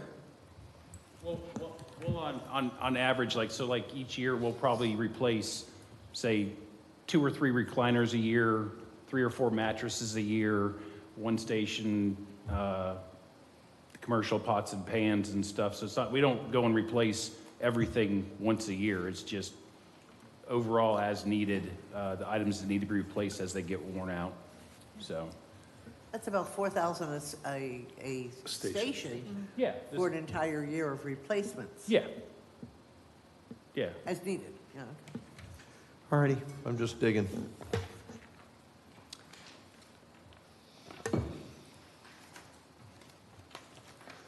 I think it becomes valuable, Mayor, especially during the emergencies, especially for us. Got it. I'm good. Okay, that's the extent of my questions. Anybody else with a reattack? Commissioner I'm Hartman. sorry, but I had one more. On page 91, there's a line for regular overtime. Is that the built-in overtime for the over 52 hours a week? Is that included in that? Okay, thank Yeah, you. so that would be also the FLSAs and all of that. Yeah. Yes, ma'am. I'm looking at budget utilization this year. Where do you expect to come in under this year's budget, over this year's budget, So there are a lot of areas where we're going to be under. Fleet billing this year was substantial. We're well over on what trucks are costing us to repair right now. So there's definitely going to be the things that we are underspending. We're going to transfer over to the overspent accounts. So I think we're going to be. There's not going to be a lot left on the table at the end of the year. I can tell you that. Yeah, well, and as always and ever, the question is, okay, if you have under in some things, that rolls over, but in general, how good are we at budgeting? Yeah. So, and preparing for the next year. Thanks. So we're on the doorstep of getting new major equipment, and we would expect a honeymoon of maintenance expense to go down. And before the hearing today, we did discuss what the cost-benefit analysis would be versus of having your own highly trained, high-tech mechanic on site versus the expense which occurs from the time the truck leaves the station in travel time or the tech leaves to come visit you from Fort Myers or wherever. And I think there's a good bit of data mining there to determine whether at a $200,000 a year technician would that be much more beneficial to us than the $500,000 a year that you're going to spend or more on the repairs because of the industry standard of, hey, you start paying as soon as they start rolling. Sure. Instead of paying for, by the drink. When the plumber comes to the house, the ticket starts. In your business, it starts as soon as anybody starts moving or as soon as the vehicle starts moving. Right. So I think some type of work there between you and the finance department might be beneficial. And also understanding that in the outset, we're going to have a honeymoon. We may not need it in year 1, but maybe in year 4 or 5 or 6 as the clock ticks. But it's worth a look to do something different and change your process, change your procedure, do some kind of continuous process improvement, do an evaluation to determine whether doing the same old thing that every other station does, every other department does, and the industry has driven you to, turning that on its side and doing something different, buy your own whiz-bang mechanic that can fix that might be just exactly the right thing to do. And then if it works out really good, you outsource that same service tech to Edgewater, Oak Hill County, Port Orange, whatever, and change the industry. Yeah. I think we'll do, Mayor, we'll do almost like a business analysis on it. But I could tell you this, I just want to make sure that even if you hired your own mechanic, you still, at some point, you will have to send the truck somewhere. I think what's going to happen when you hire your own mechanic, it's going to reduce the amount of time that fire truck goes to Fort Myers. But still, one mechanic is going to cover everything on that fire truck. So I just want to make sure that everybody is under that understanding. Yeah, and obviously we would analyze what things could happen in New Smyrna and what things just cannot. Yeah, sure. And obviously your numbers, 200,000 was grossly high, so for a salary. So, but yeah, there's a real savings here. I think to have a specialized mechanic on site would reduce our downtime, reduce our overall cost, I believe. But we're going to buckle down and analyze that, and any gap in his or her workload can be picked up by, billing Edgewater or Port Orange for the same service rendered. So. We admire your and Dan's innovation and initiatives that you keep bringing forward, Sean. So keep that up. That's a blessing for the community. Look at what you're going to do with the medic business. So I mean, we're grateful that that's the way you think. So thank you, sir. Thank you. Any other questions? Any other comments from you guys? Nope. See you next year. Okay. Thank you very much. All right. So Kelly, have I eaten up all the break time?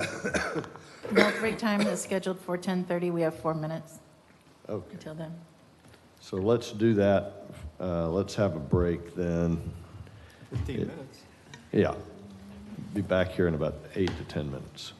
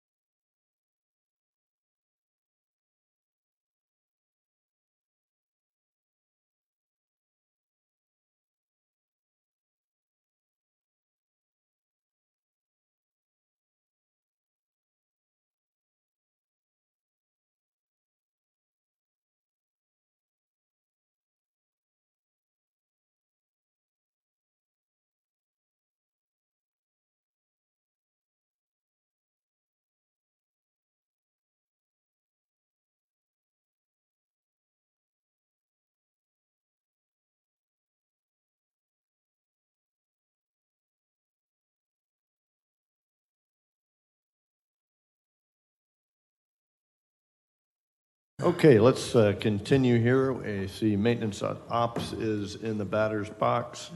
Candy has been distributed. Not sure what that portrays, but I like it. It's all chocolate all the time.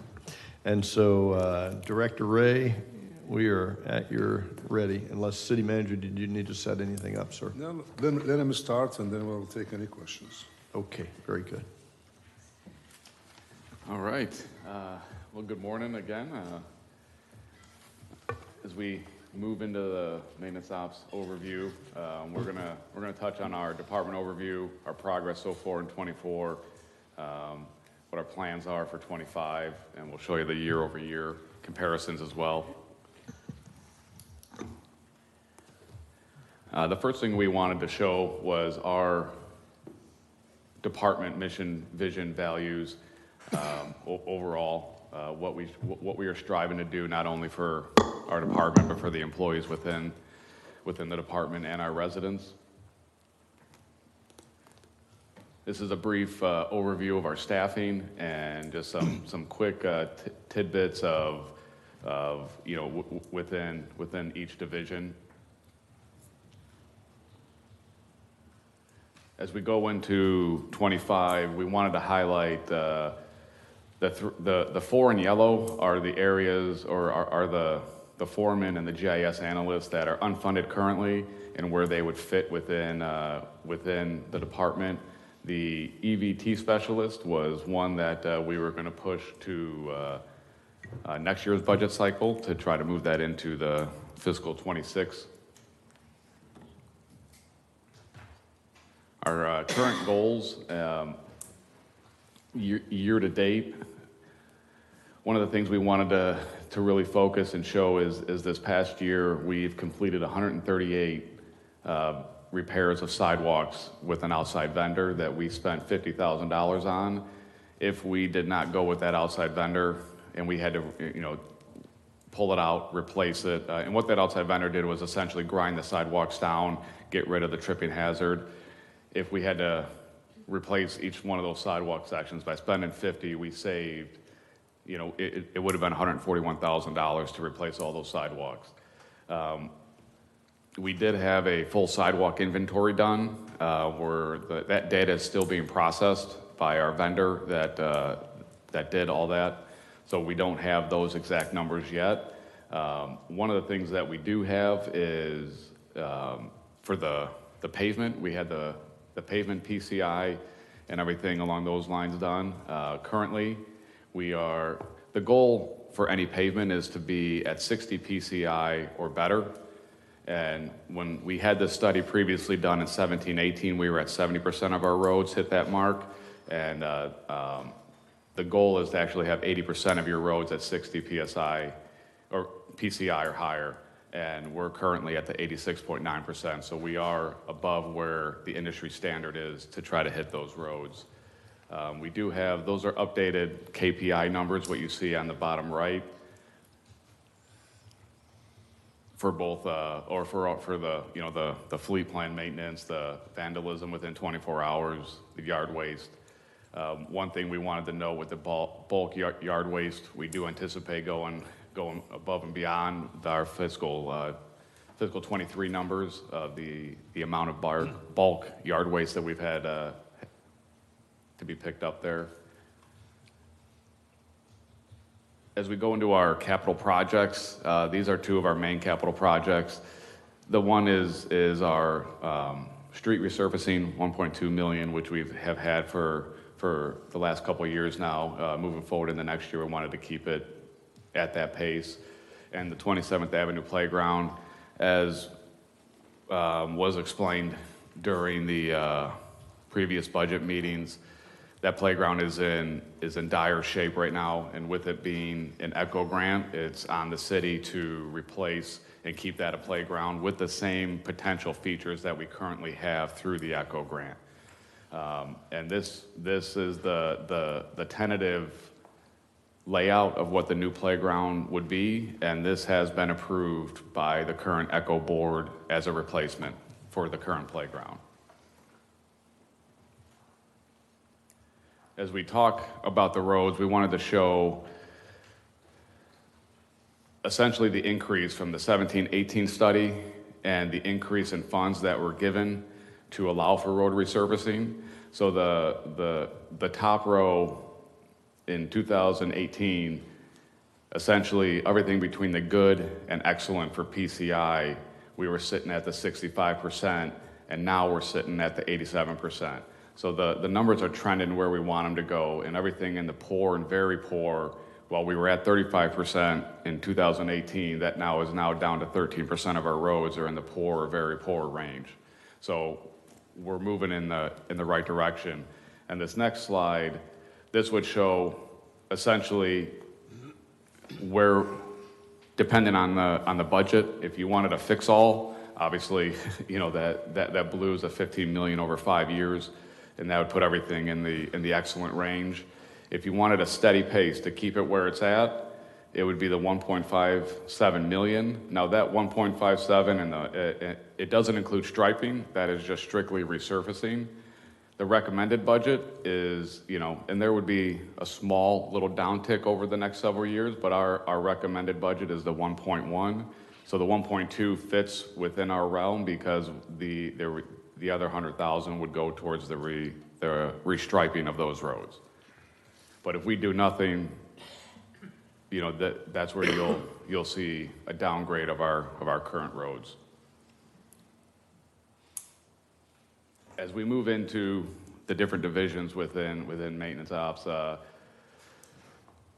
we wanted to show the different line items and, you know, where the major adjustments have come from. Some of the increases are going to be with the work order system. We are planning on going out to bid. Our contract with our current janitor service for all the city buildings is up in March. So we do plan on going out to bid. So we are anticipating an increase amongst not just maintenance ops, but all the other departments that utilize the janitorial service. There will be an increase. We don't know exactly what that will be, so we are prepping for an increase for that as well. As we move through these slides, everything on the bottom is the additional request, whether it be capital, whether it be, you know, additional staff. Anything in blue is something that's budgeted. Anything in red are things that aren't budgeted. So right now for the administration side, the GIS analyst is not funded, as well as the lights for Canal and South Atlantic are not budgeted currently.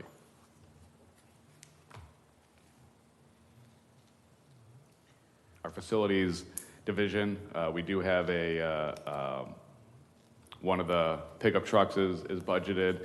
What's not budgeted is a foreman position and the road or the roof maintenance plan, which we are going to touch on the roof maintenance plan in a couple slides. We'll go into a little bit more detail on that for you.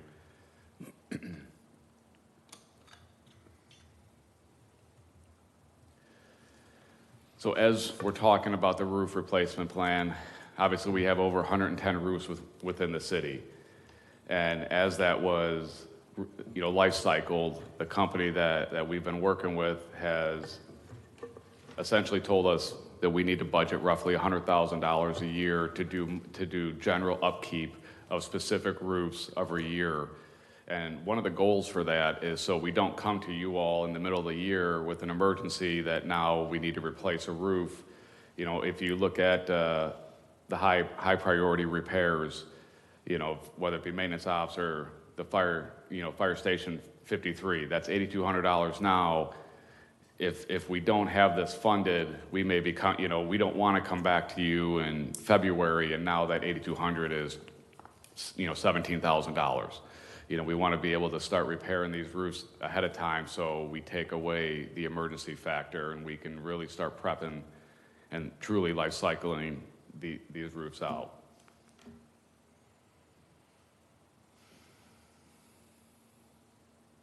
Let's see, as we move to our parks division, we do have our two small pickup trucks and the stake bed has been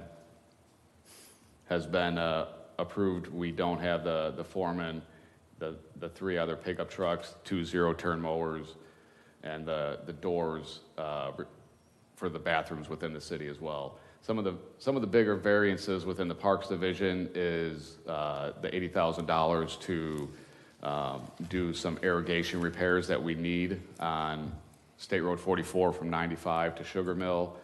We do have an increase in the utilities to the parks usage over the last several years, so we have increased that line. Some other increases with the herbicide, general inflation overall to some of the supplies that we need moving forward within our Parks Department. Within our Streets Division, again, we have a stake bed truck that's unfunded, a couple cargo trailers that are unfunded, and a jackhammer attachment to our skid steer. But some of the bigger aspects of the variances within the Streets Department is our lighting agreement is getting increased, and a lot of that is due to new street lights that are within subdivisions. So that's something that is going to increase regardless. Probably the biggest variance is going to be the second line down. We really want to start making a major dent and putting a bigger emphasis on the crosswalks, the traffic calming, the homeless camp cleanup, and something that we want to start moving forward with to really, the pavement markings overall is something that we want to move forward with and really start replenishing throughout the city, and that's going to take a little bit more budget than we have currently. As we go into our stormwater division, we don't have any equipment or vehicles that are approved at this time. All the capital items that are approved for the stormwater fund are into projects at this point. So those are all of the equipment and vehicles that we would like to have, but currently they're not in the budget at this time. One of the bigger things for us is the foreman for the stormwater division and the vac truck. Those are probably two of the more important aspects within the stormwater ask. As we get into our fleet division, we wanted to show you a breakdown of fiscal 23 and essentially year to date for fiscal 24 on the fuel distribution and the gallons and just the pricing year over year, and it shows the ebbs and flows of the cost for gasoline throughout the years.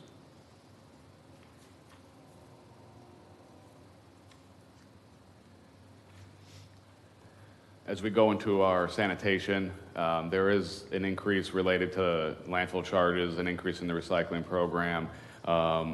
You will see at our next commission meeting next Tuesday, there is an increase to the Waste Pro contract, which is within their contract, and it'll be a 4% increase with approval.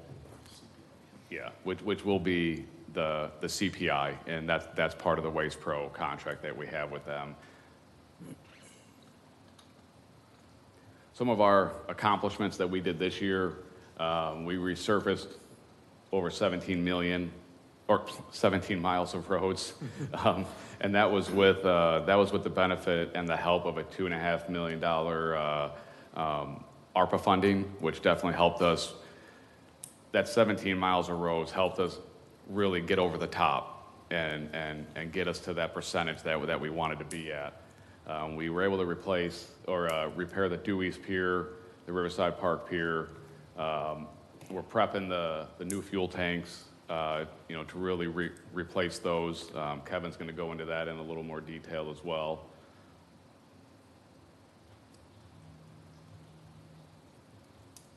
Some of our goals as we move into 25. We want to be able to fill our vacancies quickly. We want to become certified through the APWA. We want to add cameras and fuel force system, and Kevin's going to go into a little more detail on that as well. We're trying to finalize the new light poles for Flagler and don't have to go down each one of those. We have very strong goals that we want to reach for fiscal '25. Wanted to give a snapshot year over year for the last 5 years for each department. Kind of shows the where we're going in terms of the budget for each individual department. And with that, I'm going to turn it over to Kevin. He's going to do a deep dive into the fleet side of things for you. Thank you, David. Good morning again. Three things we'll be talking about for the fleet. I'll give you a quick update of our KPI. I'll go through the fiscal year 25 fleet capital, funded and unfunded. That's what you're seeing from each of the departments as far as their fleet request goes. And then the last thing I'd like to do is kind of have a conversation about the fleet fund, give an update, and then basically kind of presenting this commission with a problem, a couple of options, and ultimately like to get a little bit of direction and guidance from you guys. The KPI on the right there is preventative maintenance performed on time. So our objective is to ultimately have this trending at around the 90% mark. We're currently at the 57% mark, which is down 13% from when I presented to you in the spring. Ironically enough, I don't necessarily see that as a negative thing. Remember, indicators are not objectives, so this is an indicator of what's happening, and it's actually indicating one good thing and one negative impact. The negative impact that it's indicating is that we are short-staffed. We have 2 technician positions, and we've been operating without one of them for most of this fiscal year. We're currently remedying that, but it's a situation where our fleet supervisor and our fleet manager are having to step into the garage and actually do some of the work themselves. So that does impact our ability to perform preventative maintenance on time when we have essentially half of our staff. The good thing that it indicates is that when we started tracking this, it brought to our radar, to the radar of our staff, things that probably they haven't seen in a while, and they started going out and seeking assets that they hadn't seen in a while. So we began performing preventative maintenance on assets that were overdue because this kind of nudged us in the direction of going to look for them. So it's a positive I take from this.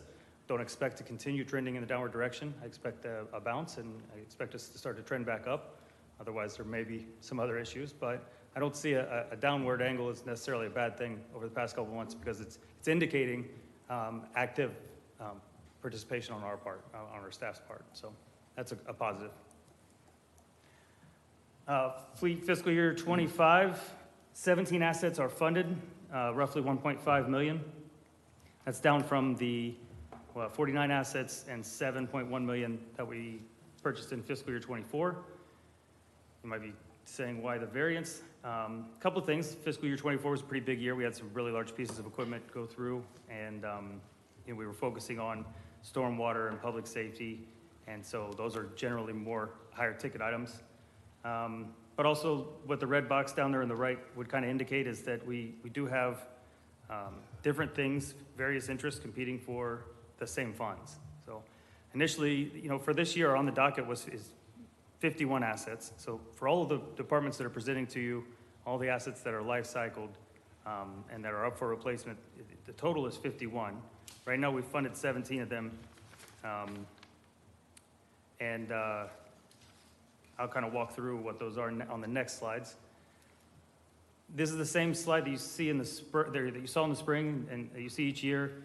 It's basically by fund and by division. What we've done here is anything that is unfunded, we've drawn a line through. We're keeping it on this list just because it's on our radar. We may decide, the commission may decide to fund some of these items or not fund some of these items. If there's a line through it and no number in the fiscal year 25 budget line, that indicates that it hasn't been replaced or that it hasn't been funded. That facilities truck, the top one there is actually already out of service. We had to pull it because of rust to the frame. That brings to point a very interesting dynamic that we operate with here in New Smyrna Beach. Kind of hints back to the generator and some of the air conditioners and things that we see. The generator hasn't reached the life cycle needed to apply for the grant based on years. However, it has reached the end of useful life cycle based on operations. This truck, this half-ton pickup truck that you're looking at the top there, has just now reached the end of its life cycle based on years. However, we've already had to pull it from service because of rust to the frame. The important point there is that we operate in a little bit of an accelerated life cycle based on national and even Florida standards. What we're experiencing here weather-wise speeds up the aging process on a lot of our equipment. So we're going to continue to run into difficult issues where life cycle needs to be accelerated a little bit more. And if you've seen numbers that I'm saying, oh, this is the national standard, however, ours is a little bit less, that's why you see that. All right. Police vehicles, two of the CID vehicles and the one unmarked sworn, I believe that's a captain's vehicle, is approved for them. Golf, this is the one we talked about a little bit in the spring where they have a number of assets that have really aged out. They're kind of Frankensteining it. The departments and city leadership done a great job of actually pulling some money into the golf fund and making sure that they're one of the two departments, golf and then sports complex, that have gone up this past year in the amount of assets that we're able to replace, or the money being allocated. So this will be a real positive for them.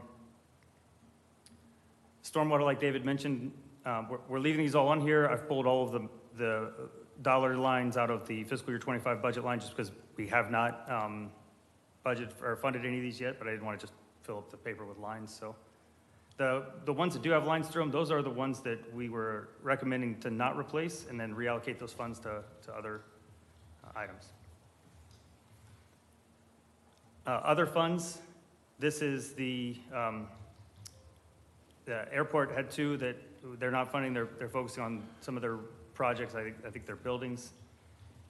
Police impact fee, this is for new positions, so that's still kind of on the radar. If those positions get approved, we will need to, obviously get a car for them. The lift for the fleet vehicles, and then the medic that fire just spoken with you about. I still have 480 and there's the price, but that's where they were mentioning they'd saved 36,000 on the two assets because the final number that they came in with is 462 on each of them. So this is the conversation that we would like to have. Basically, our challenge is that we're attempting to sustain a fleet that competes with other interests. So this is a slide from the spring. It is our maintenance ops slide, but you'll see that we're essentially taking the number of funds that we have and trying to determine, do we fund positions? Do we fund projects? Do we put it towards capital equipment replacement? We have a fleet that is pretty high in value, and it's going to turn over regularly. So we come to a position where we need to address how much is our fleet going to cost us in the future? How much are we going to need to replace it each year? I'll walk you through the process of how we get to that. So bear with me. I'm going to take you through a couple steps, and then I want to make sure that we understand this before I move on. When we get an asset, in this case, we're going to use a police interceptor that we purchased last year. We need to predict how much it's going to cost us to replace it in the future. So when you're looking for a future value of something, three major things, the three big things you look at: cost today, useful life or period, and then rate of inflation. How much do you expect that asset to go up in price every year? So for this example, the cost today of this vehicle, $59,680. Next to it, useful life, you'll see 8 years is the useful life we expect out of the interceptors. And then 3% compounded annually is the industry standard for white fleet valuation to go up every year. So if you, in general, with white fleet, if you use 3% compounded annually, you will pretty accurately hit the mark for whether it's 5 years, 8 years, 10 years, with the replacement value, you will be in the neighborhood or at least have enough funds to be able to replace that. So then to make it easy, we split that up into equal payments over the life of the asset, and you'll see that green bar on the right represents what the payment schedule would be, or $9,450 in 2024, and then the same on down. Does that make sense? Okay. Because the next slide is even trickier. Here we take that one interceptor and we're going to plug it into this big table. So what I've done is I've taken all of the assets that we purchased in 2024, I've grouped them by expected life cycle and then by department. And so you'll see that the top row are assets that we expect to last 3 years. Then the next row down, 5 years, 8 years, 10 years. So you get that stair-stepping effect over on the right-hand side of when the payments would stop on that. The third row down is the police department row for those 13 interceptors. And that one interceptor is one of those 13. We see that it cost us $775,000 to purchase all of them, and it would take us about $982,000 to replace all of them in 8 years. So the first year's payment, the 2024 payment that I have that black box around, is $122,851 for just those 13 interceptors. If you follow that column all the way down to the bottom, you'll see the $770,000 that I ballparked last year saying, if this fund were already in place, if we were already doing this, we would need about $770,000 just for this year's payment alone. To Commission's credit, you guys actually got ahead of the curve and allocated funds into that, so you have set aside funds for that program. But the point of the conversation today is that we wanted to make sure that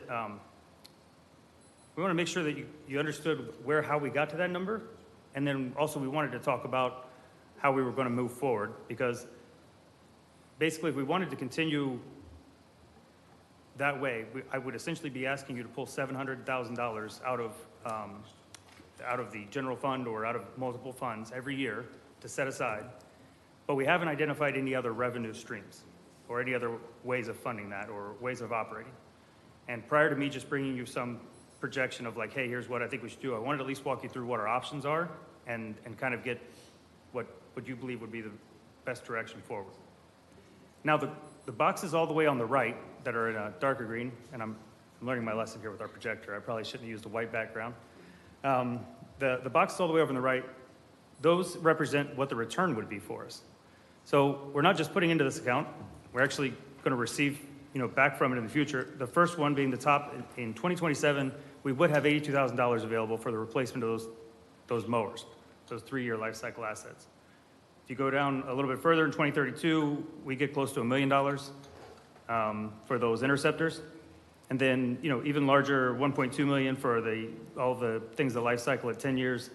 And even further down for the stormwater assets, we purchased some pretty, some pumps, some pretty big equipment, and 3 fire apparatus that we all expect around a 15-year life cycle on. There would be $6 million available for those if we continued funding this at the same rate. So this kind of gives us an example of when we're wrong when we're doing this. I said the 3% is the industry standard. Well, we can be wrong in a number of ways with that 3%. The biggest one would be when the market gets away from us, which is actually what we've seen over the past couple of years. The graph on the left is from the Federal Reserve Economic Database, shows CPI from 2020, that's the bottom left, and then going towards the right all the way over to 2024. Essentially what this graph shows is that the purchasing power of $1 in 2020, to have the equivalent purchasing power in 2024, you need at least $1.22. And that's according to the government CPI. I think anyone in the room would probably tell you it feels like a lot more than that, especially when it comes to specialized equipment like the ambulance in the picture there. So in 2015, we bought that medic for $175,000. If we had followed our 3% compounded annually, we would have $245,000 in the bank. Well, we're now looking at $460,000 to purchase it. So we expected 40% inflation, but we actually got 160% inflation. So the reason I bring this up is because it's very important to actually monitor this and to adjust your rate and to be able to be flexible in that throughout the course of a life cycle of an asset in order to make up for moments like this.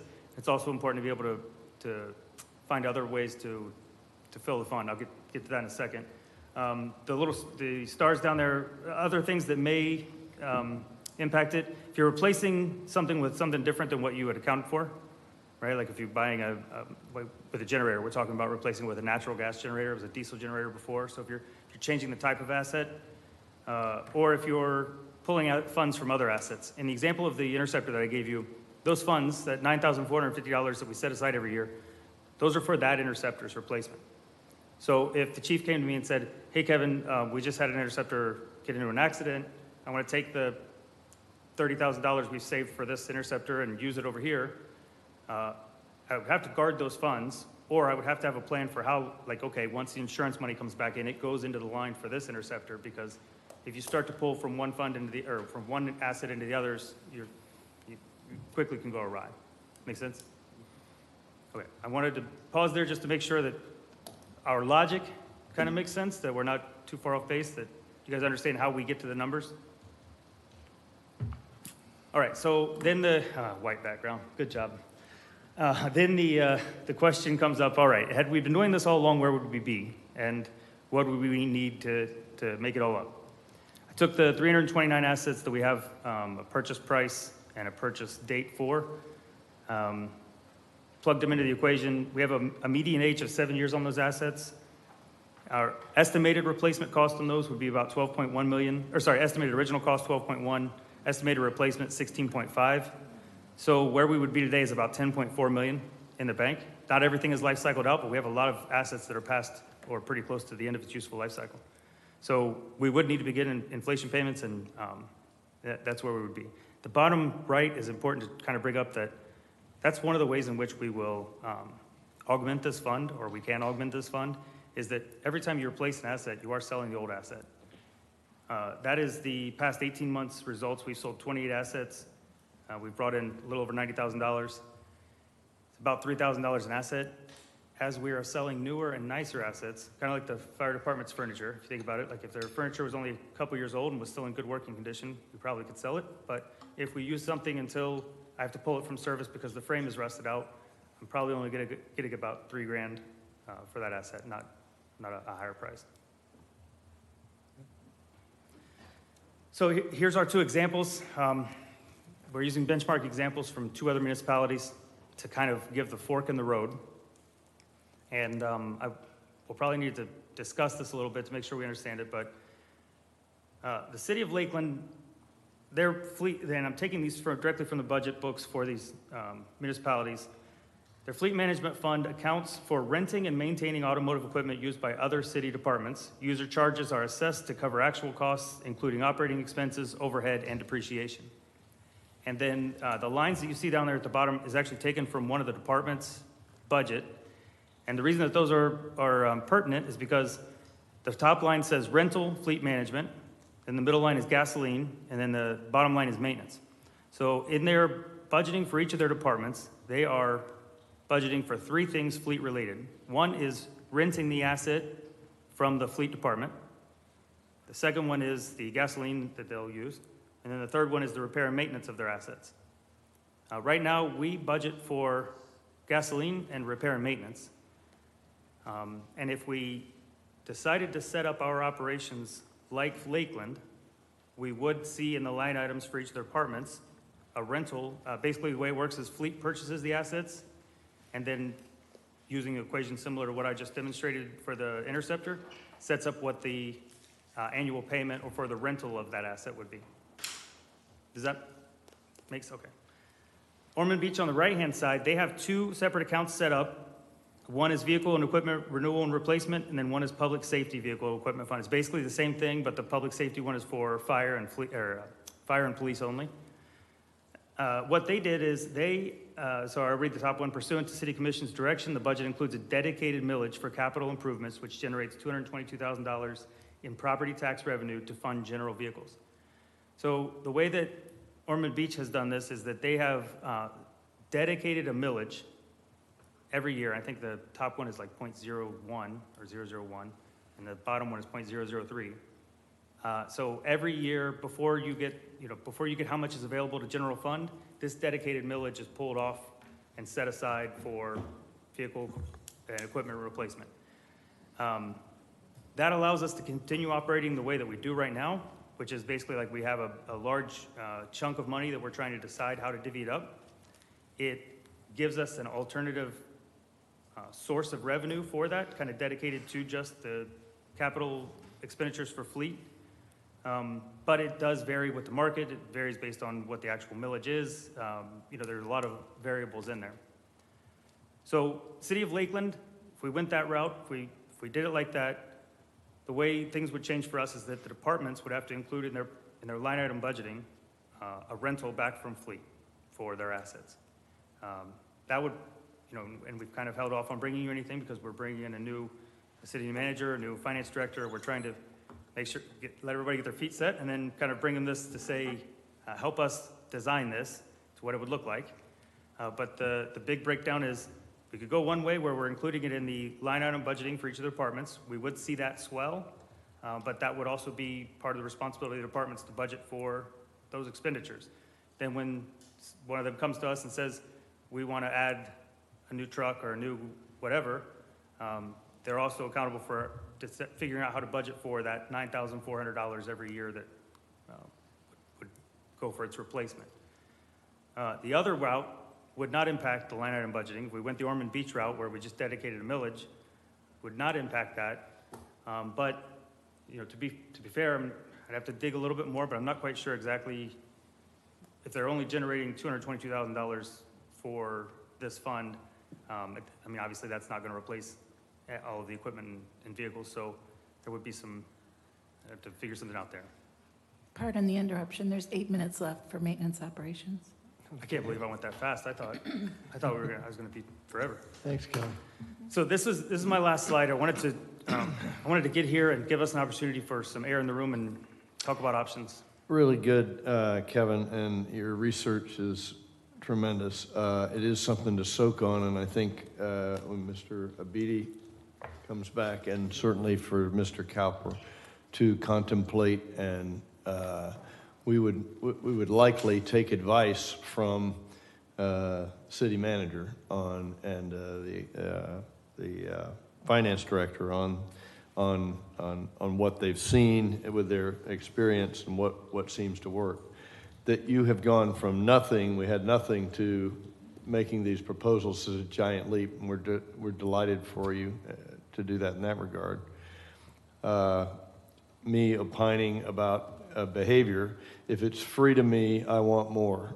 And so if I'm a department head and I don't have to worry about it because the fleet manager is going to take all the heat, then I'm probably going to get different behavior than if I have to budget at a department head level and be responsible for how fast my stuff ages, how well I take care of it, and how it's used. So that's just a heuristic that I add into that.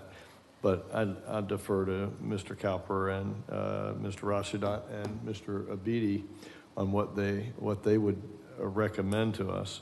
I'm sure each commissioner has an opinion about it, and so why don't we go around and get, I've given mine. I usually give mine last, but I couldn't stand it. You did such a good job of bringing us up to a responsible way to look to the future rather than just do the sawtooth thing we've done over and over again and stochastically imagine what will fail year over year, which sometimes is great and sometimes is small and makes us crazy as a budgeting entity. So this is a great step forward. With that, we'll go to the Vice Mayor.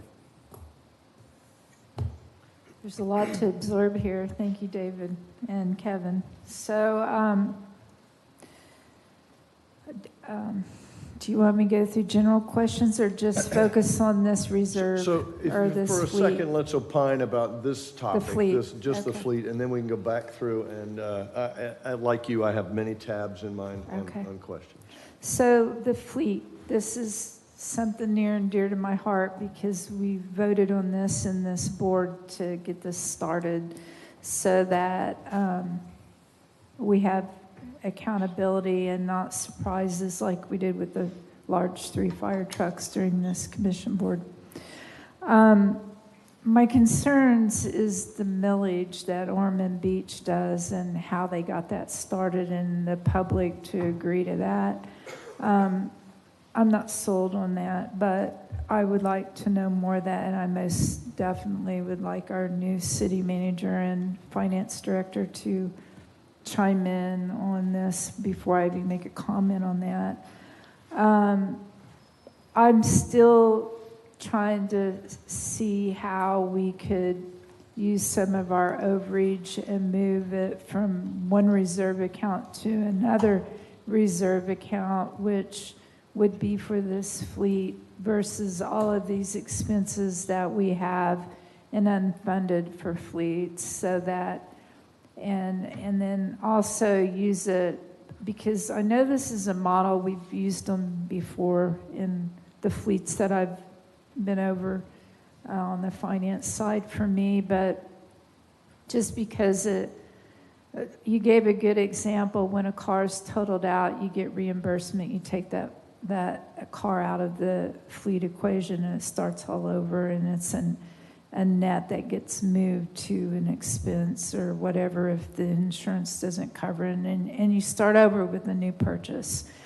But one of the things that our mayor just said too sparked an interest, because every time I go to the car wash and wash my car, I see the Edgewater police cars and an Edgewater policeman at that car wash washing his own car and keeping it clean. And it's just amazing. And this has been, every time I've been there, I've seen an Edgewater police officer doing that. So we definitely want each department to be responsible for their fleet if they, have that car and are responsible for that car. So I don't want that to go away.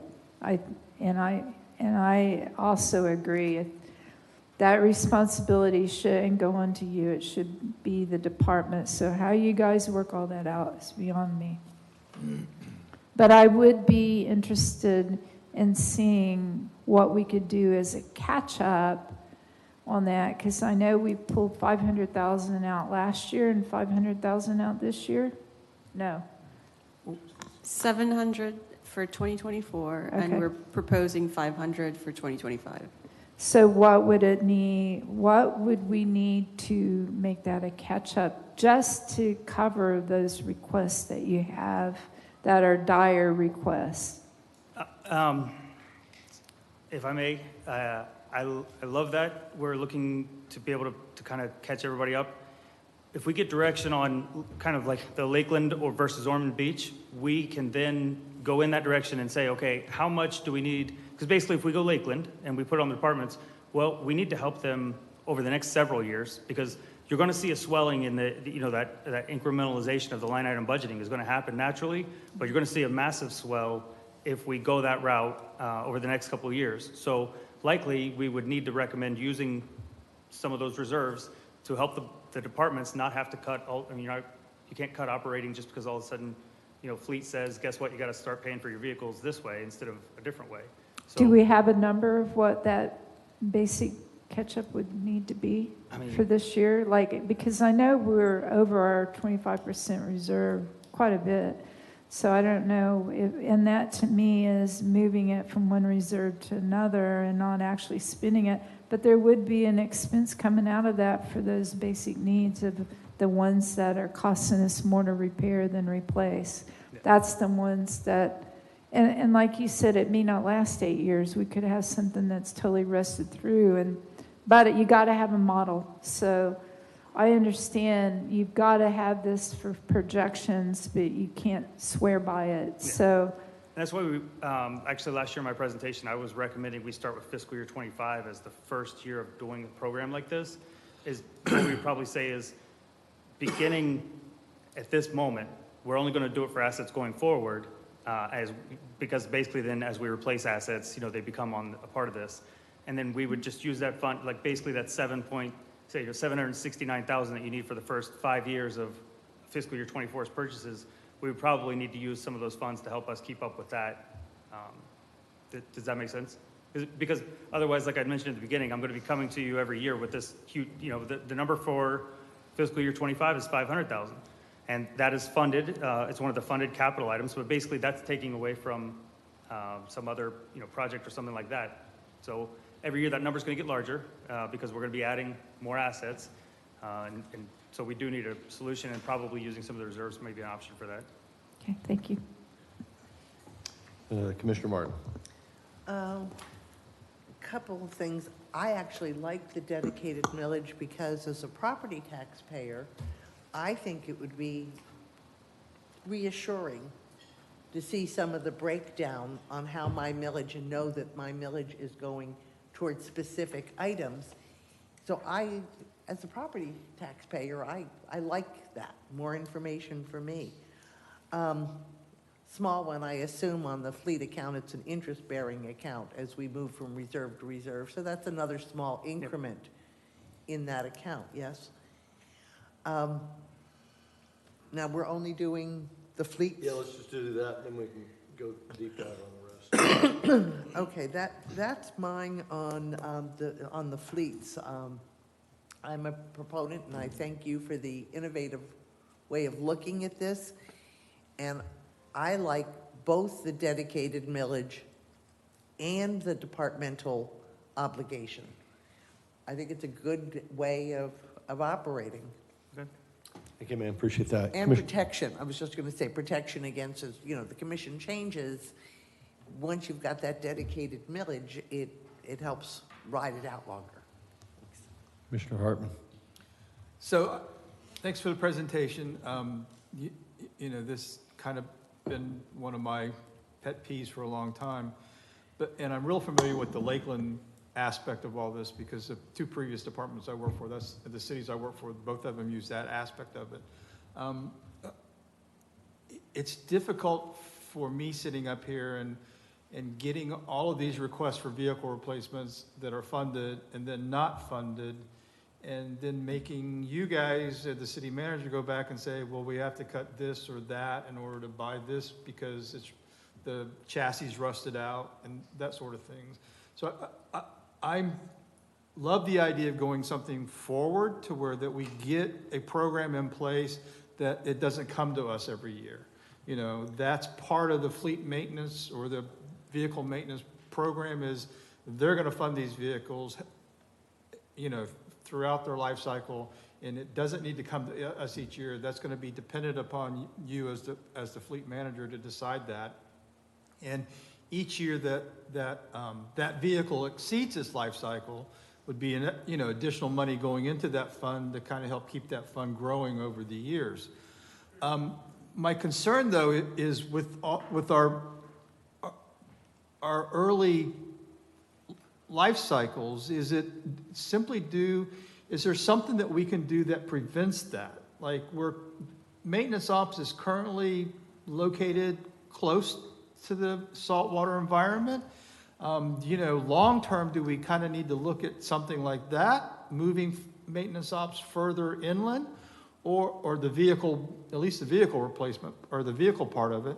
And then the other aspect of that is, and I think I heard Chief say this before, is now that they're patrolling their beach, they're telling their officers, you need to go and do an undercarriage rinse, once you get off the beach. Is that something that we probably should do for all of our vehicles? Is there something out there that we could do that's like just a underneath vehicle wash that when the dump truck goes over there to put fill at the Buenos Aires lot, they need to go by and rinse off real quick, or is that something that should be done as a maintenance item going forward to kind of get that life cycle a little further?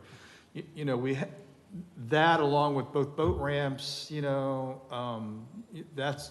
just going to increase the saltwater environment, and maybe that it just needs to be a maintenance program going forward. That's a fantastic point, and it gives me an opportunity to any staff listening. If you go beachside, we want you to wash your vehicle afterwards. We have put in place, here's what we've done to address that so far. For any standard vehicle, we have the deal with a local wash place that they can drive through an automated wash.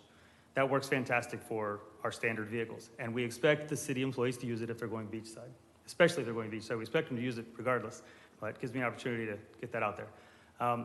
As a part of a design for any future facility, we need to address that for our larger pieces of equipment. Right. Right now, what we're asking the employees to do is to use a pressure washer, hand wash it, something like that. But for the size and scope of equipment that we have gotten over the years, for the types of projects that we're doing and the environment that we're doing it in, we need to address that for our larger pieces of equipment with some kind of a wash facility with an undercarriage wash ability. Okay. And yes, when you first brought it up, my first thought was to address it, we could easily move our whole municipality inland, but I don't know if that'll work. That would double what we currently were asking for. The $10.4 million slide, that is the dollars that we would need today to get this, to fund this program completely from the get-go and keep us going forward for years to come. Yeah, basically, I mean, this is back of the envelope, Kevin's Excel file math, but I took all the assets, purchase date, expected life cycle, plugged that 3% in. So again, it doesn't account for the assets that would have had a higher life cycle or whatever. And that's how much we would have. Now, that's how much we would have based on their actual life cycle. So any asset that has a 10-year life cycle that we've kept for 20, this does not account for the inflation that would have occurred over those years, like Right. that extra payment that you mentioned. But this is my roundabout number of, hey, this is around where we would be if we were already running this. Okay. And then if we did something like this, then going forward, we wouldn't be replacing vehicles every year. That simply would come out of this fund. Yeah, much like the Utilities Commission right now, the way that they operate is they have like a 5-year capital program for their fleet. And you would essentially be getting a presentation from our department saying, here are the assets of the life cycle. They've met these 2 indicators, which in our opinion is why they need to be replaced. Here's the fund that it's coming out of, and this is our plan for this year. Okay. The only thing that you'd be really deciding or voting on is if there is an addition to the fleet, like a new asset or something like that, or if there was an emergency, something failed prior to the end of its life cycle, we needed extra funds, something along those lines. Okay. After a long enough period, the fund will be self-sufficient. We wouldn't even need assistance because that rate that you're charging gives you a little bit of buffer. Right.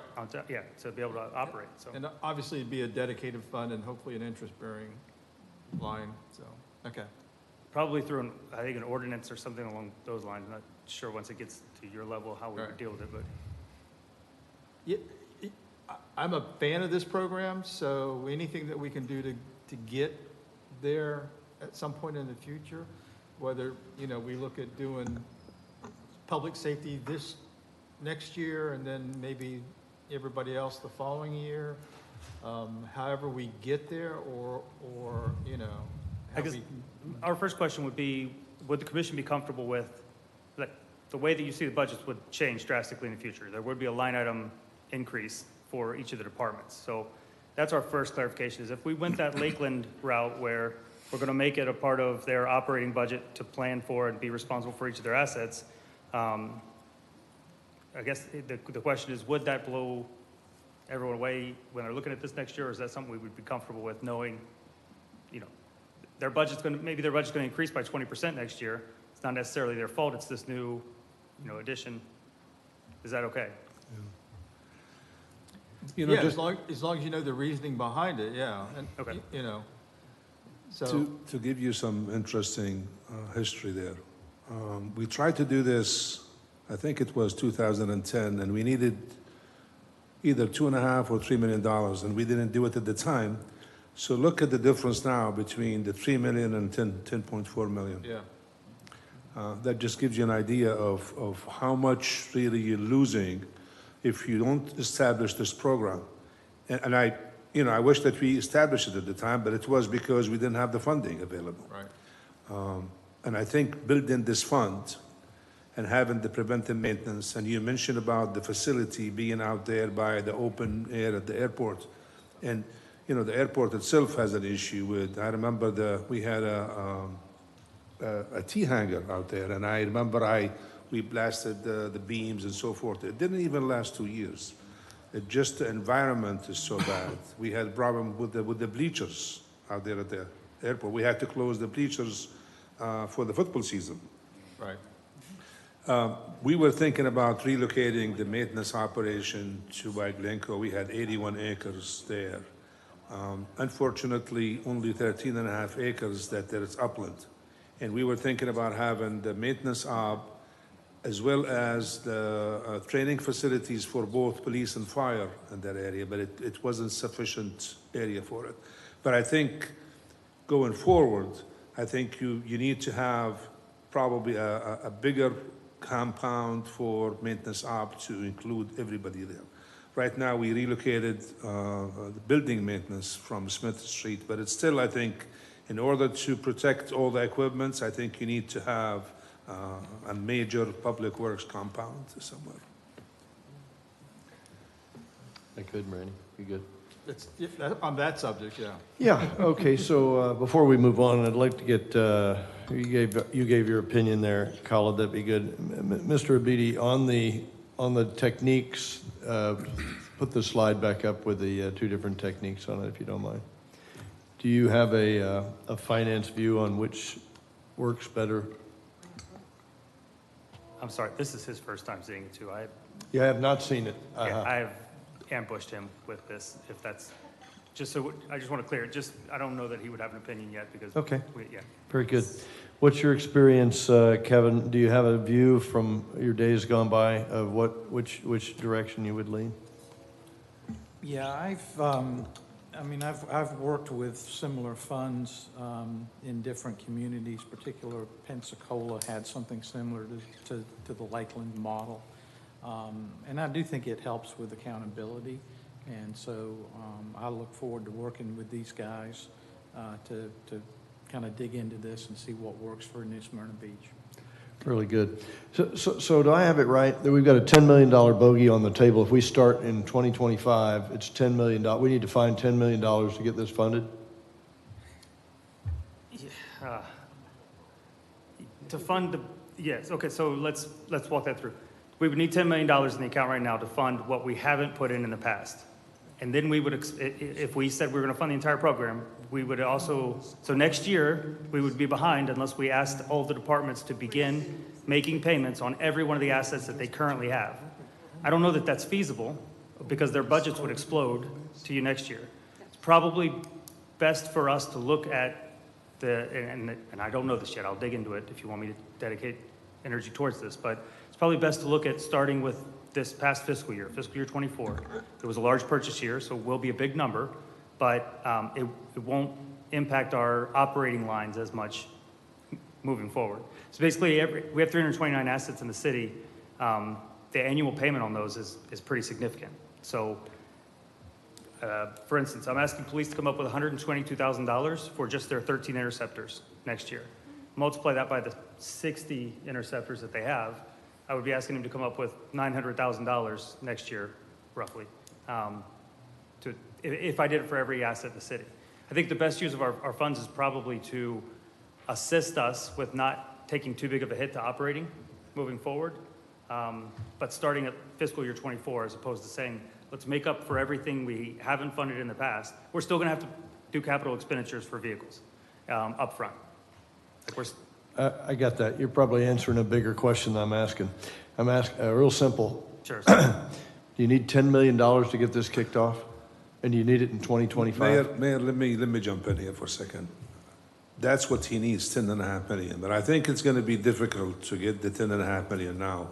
My recommendation is do it on a 3-year program where you get the $10.5 million. It might be $11 million at the time.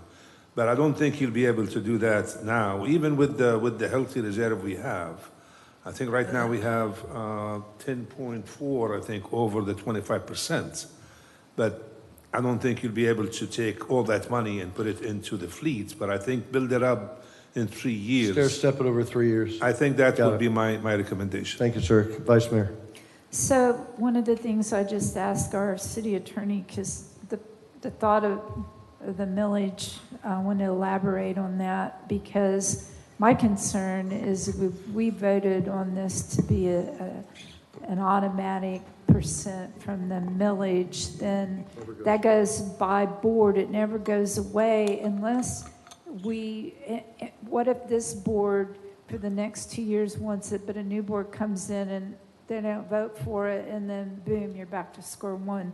But you could put it on the ballot to step it for the next 3-5 years, that amount from the millage. If it's on the ballot, then we never have to vote on it again.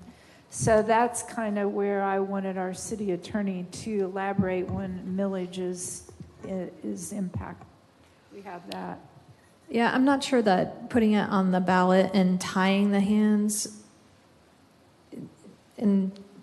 is the best option, because you may have different budget years, like where we end up with money coming from federal funds or something like that, that you may be able to allocate. We wouldn't be under a contractual obligation like we were with the raises where we knew we had to do 0.22 this year. But by not putting it on the ballot, it does give flexibility. So I guess you have to weigh the flexibility versus a future commission may not be on board. Yes, ma'am. And maybe I'm confused about how all this works, but I think we'll always need vehicles. And knowing that we can't decide that there's a budget year that says, oh gee, let's not fund the department this year, we'll put that off till next year. But if we dedicate the millage, we know that we're not gonna rob Peter to pay Paul. And so there's something about that. We always know we'll need vehicle replacements. We always know that our costs for public safety, for example, vehicle or non-vehicle, that is going to continue to grow, particularly as population grows. So I like the idea of having a line item for public safety. That's kind of reassuring for people to know that their property taxes are going X amount, say, to public safety. And I've seen that in other municipalities, and I think that there's a comforting statement behind that and an understanding. And just for clarity, I needed to circle back to this. I don't believe that they are adding a millage.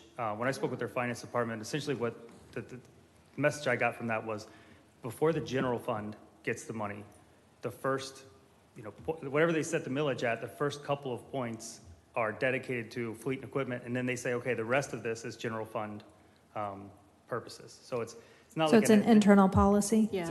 Yes. Yeah. Just from a dirty look of what is on public record from the property appraiser's office, it's just the regular operating millage. So his description of it being maybe something internally assigned, that's probably what they're doing. Yeah. But I'm getting the sense that going the route of Lakeland and coming back to you with here's what the numbers would look like moving forward, and here's a way that we could work it, after meeting with Mr. Cowper and our new Kenneth Beatty, sorry, Mr. Beatty, would probably be the best route coming back, right? Is that? Yes, I think you ought to come back with something. You get counsel from city manager and your finance guy. You've heard a couple opinions about the automatic trigger of what a millage would do and the concerns on some, comfort for others. So that'll be an interesting conversation. But that's above what you need to be worried about. You need to make sure we get the numbers right. Make sure that's what will fund it, and then the practicality of blowing up each department's budget and how that's gonna look. Again, you've heard 2 or 3 people say, we like the accountability, own your equipment and take care of it like you own it, rather than, hey, I know that it's gonna be an automatic thing because it's already in the budget somewhere, so it doesn't matter whether I take care of the car or not. I don't like that at all. Okay, so let's dig into the other items that are in the maintenance ops budget, and we'll start with Commissioner Hartman. I had a couple items. I had a question on the maintenance ops roof. Is this the same roof that we budgeted to replace and then didn't replace, and it leaked like a sieve and never Yes. got replaced? It was never replaced. We did repair it once, and it's actually on the docket under the life cycle to be repaired again. Repaired or replaced? Repaired. Okay. So maybe that was one of those things we shouldn't have cut from the previous budget.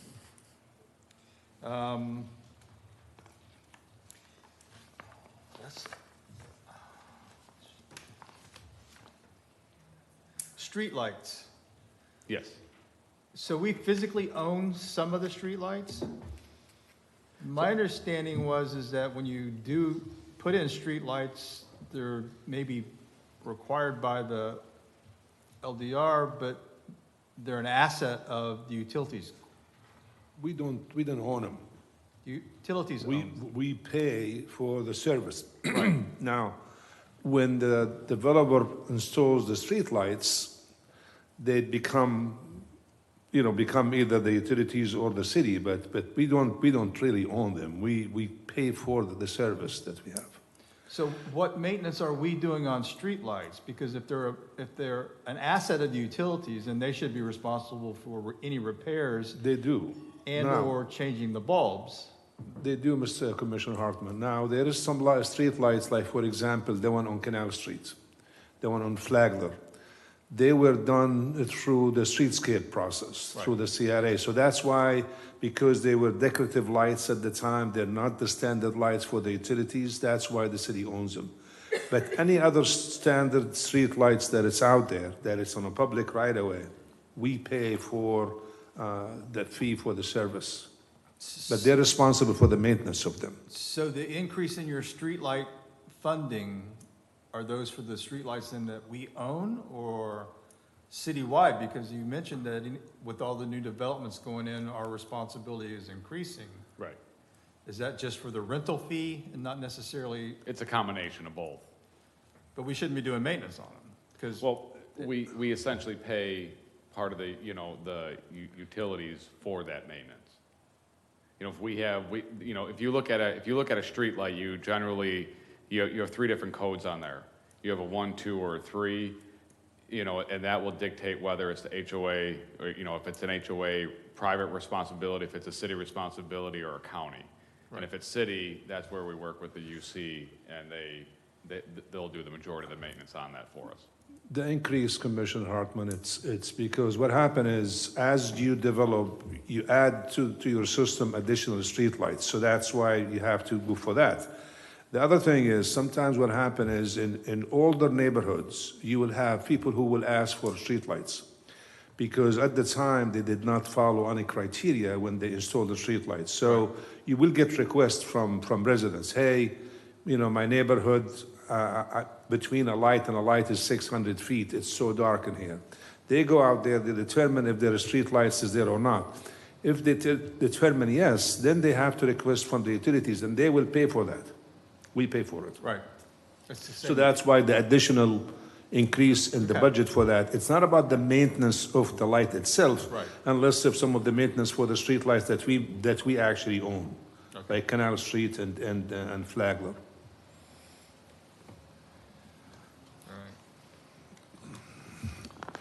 Kelly, are we late? We are late. Chief Feldman is slotted for a half hour. If he begins at noon, that will give you a half hour for lunch if you want to do it that way. That will leave you with about 8 minutes to discuss maintenance ops. All right, we'll try to get it done in 8 minutes. We'll see. And then the only other Take question time. is you have one employee that's still on the Blue Cross Blue Shield program. Is that correct? Yes. Okay. Thanks, that's it. I'm All done. right, you bet. Commissioner Martin. Let's see, a couple things. Due to all the unfunded needs for stormwater, I'd like to put out a request to my fellow commissioners that we ask for an agenda item for a future meeting to increase our stormwater monthly from, I think it's $872 now? The stormwater fee, utility Stormwater fee. fee from $872 to say $10 a month to sort of put a bit more money into our stormwater fund, because that's one of our biggest issues. So can we get a consensus to ask that to be an agenda item? Yeah, let's make that an agenda item so we could study it. I don't think we need to vote on it. And just knowing it wouldn't be for this year, it would be Correct. for next. Yeah. And that would be an ordinance, by the way. It has to Okay. go through a first and second That's why we reading. said we discuss the agenda And my item. suggestion too, that if we are increased, I think we need to do a separate public meeting Of regarding course. that item. It's a big thing for people. Well, it is a big thing, but considering the, shall we say, substantial interest in flooding we have in the town right now. I mean, people are scared. We have people with PTSD over it. I don't think that we'll get major objections to funding for stormwater projects. It's the right thing, though, and transparency. And that will come through then, Lisa, exactly the point. A quick one I forgot to ask on housed versus unhoused equipment. Do we have a difference in lifespan between those? And if not, can we look at that in the future? We can get the exact numbers for you. But you know what I'm saying. Yep. I mean, not only the washing, but what difference does it make when they're just out in the parking lot versus housed? Let's see, the Atlantic Avenue lights. that are unfunded. Based on the discussion I was hearing, I would have thought that those Atlantic Avenue lights would be NSBU. Are you telling me that we own the Atlantic Avenue lights? It's very similar to the canal and the flagler. They're the They're decorative lights. decorative, and that's why Atlantic Avenue is separate. Okay.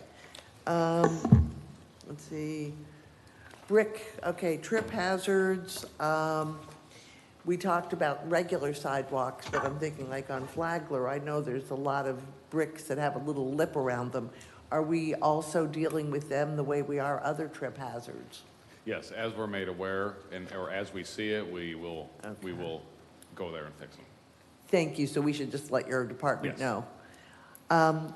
Do we have a concentration of poor roads? The roads that are now in that poor condition, is there one area more than another where those poor roads are concentrated? It's not technically in one zone per se. It's kind of spread out, but we can show you the full statistics. Yeah, no, I on was it. just wondering if we see some areas, for example, beachside, are they being beaten up more than other roads? Not necessarily, you know, Okay. and as we select our roads for resurfacing every year, we try to package several of them together because it allows us to do more roads because of the mobilization fee from the vendor. Oh, absolutely. It's just sort of like the, how do we extend the life equipment of our, is that, and let's see, were we able to find out if we can insure the solar panels? Because I know there's a line item in here for the solar panels for, say, the Coronado Civic Center over in our high. She didn't have a chance to check. Okay, so we don't know if we'd be able to insure the solar panels.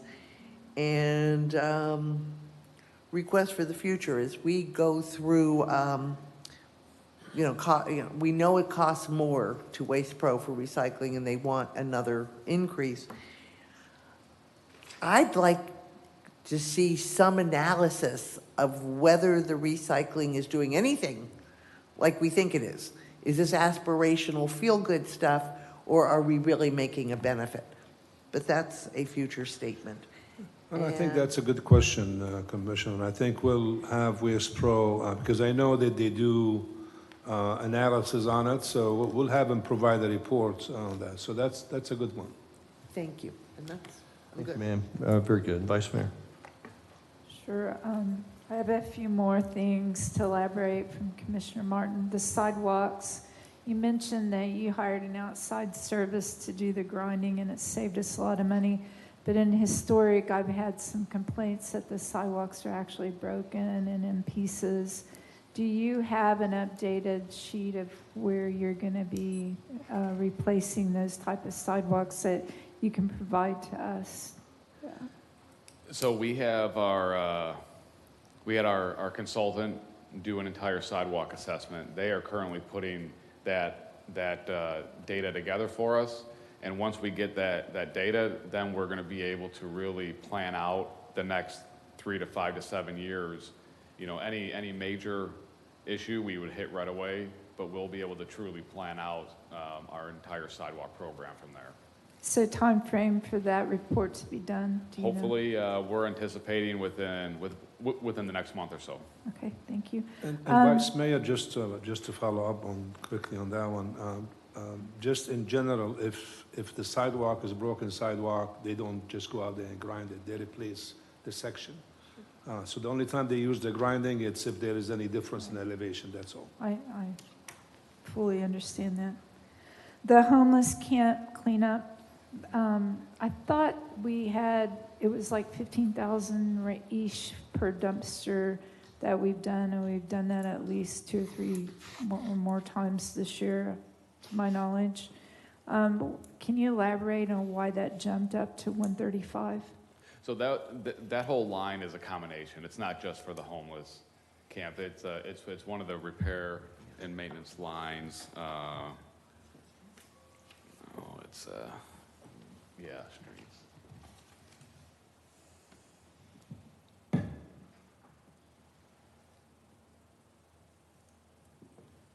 Yeah, so also in there is our traffic calming and one of our street marking. So it's not just strictly for home improvement. So that hasn't jumped up that much? on Correct. Just the one? Yes, ma'am. It's a combination. Right. Are you budgeting the same amount basically for our city-owned properties that you have to clean up? Yes. And they're still targeting the private owners to do their own cleanups? Yes. Okay, thank you. Something jumped out at me on the Waste Pro and the janitor service bids going up so much. The janitor service was $12,500 and the Waste Pro $285,000. Being on that internal audit, I noticed, and I'm going to give a scenario, that we had our audit firm was the only one that bid, so we had one bid, so we asked to go out for rebid. Can you tell us how many people actually bid for that janitor bid before you just pay that increase of $12,000, and also the solid waste for $285,000? Are there other vendors we could look at that have gone through our bid process? Because we actually had to go out and seek those from other cities. Right. So in terms of the janitorial, that's an estimated increase. It may not be that high, but because we are going out to bid this year. We plan on going out to bid in the October-November range because our current contract expires in March. So we would go out to bid in October and then bring the selected vendor, which I believe the last time we went out to bid, I want to say we had 4 vendors apply, and then the current vendors who was chosen. So we anticipate having several choices for janitorial service moving forward. And same with Waste Pro. So Waste Pro, we are currently under contract with them, but once that contract is up, we would definitely sit down with Kenneth and Mr. Cowper and our solid waste compliance officer and see, do we want to extend the contract? Do we want to go out to bid? We can face those and talk about those options as we get to that point. But we're currently under contract through, I believe, 26. Your request for, that's an unfunded foreman, also needs an unfunded truck. So that's kind of a big expense to approve both at this point. Can you elaborate on that? The which one, I'm sorry? Your foreman headcount request also needs a truck that we don't have in the fleet from my Unfunded. Oh, unfunded. yeah, no, that position wouldn't be dedicated to a vehicle. So it would just be the foreman cost. That's all I have. Thank you. Yeah.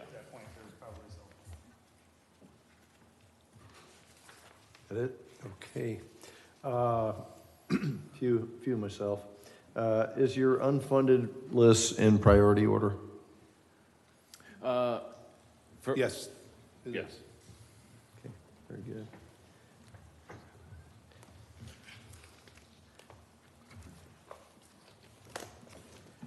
I'm looking at page 96 on your budget submittal. The computer contractual services, 45 grand this year. Is that a pass-through to the IT department, or is that some software that you're buying? That's our work order system. So it's a software that IT is aware of and has approved. Any kind of software we have to pass through. This is your job work order yes. system? Yes, sir. What'd you spend last year? Shalisa, what did they spend last year? It's a new system, so Correct. What was this line item last year?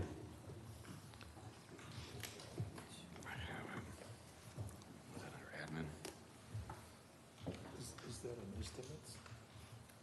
Is that an estimate or an actual? And are you buying a new system because you don't like the old system, or it's dead, or something, you got new features? We're purchasing that system. It's going to get us. It's going to get us into more the ability to be data driven, more GIS mapping driven. It's going to be more efficient for our staff and for our crews to go out and do anything work order related, as opposed to, writing things down by hand in the field it's gonna move our staff in the right direction. Good, that helps. It's a big expense. What did they spend last year? 29,000. 29,000 last year? Yeah. Okay, appreciate By that. the way, Yeah, didn't go right ahead, ma'am. I just a question Yeah, on the please. GIS. Go ahead. My understanding is that it's a hit this year, but that it may reduce ongoing staff needs because we can use our staff more efficiently. Is Correct. that an accurate assumption?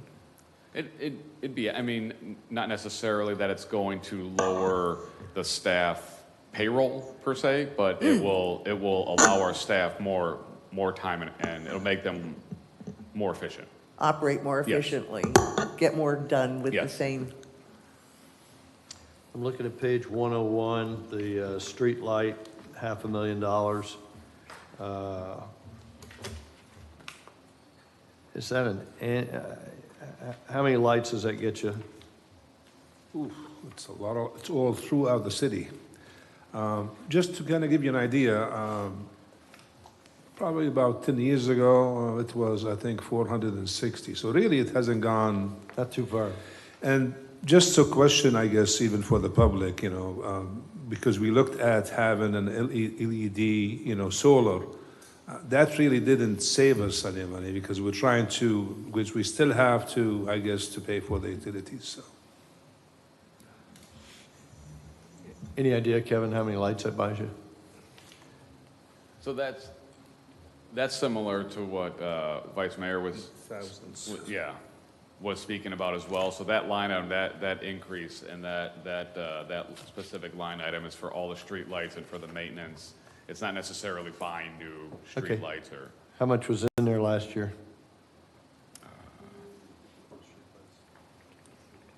And while she's looking that up, back to Commissioner Martin, the question, how are you doing on your spend this year? Where are you? So Will you have money left over at the end of the year? we will potentially have minimal. Is minimal $1 million? No. No, we will, we generally try to budget as stringent as we need to be. I will say as we get into the stormwater and the streets portion of it, we try to keep some funds there as we get into August and September, especially as the year is closing out. So we do have money there. Emergencies happen. Tens of thousands of dollars left or under $10,000 left, David? I would say we're in the 10,000 range. All right, thank you. Shalisa, what was last? 476,000. So 476 they spent on lights last year, thank you. Is that total for last year or is that year to date? Total for last year. How much we budgeted for last year? How much we budgeted? No, that's what was spent. 476,000. Well, so when I say last year, I'm now thinking 23, 24 as opposed to 24, 25. 23, 24, we've spent so far 347,000. Thank you. So 3/4 of the way through, it's 350. Got it, I'm still tracking. So I'm on page 106. The bottom item there is R&M, general maintenance and repair. Spent $360,000 this year. What did you spend last year? Well, Shalisa, you'll probably know that. Yeah, where are we year to date on that 360? Well, there's a proposal for 360,000 for next year. What have we spent this year?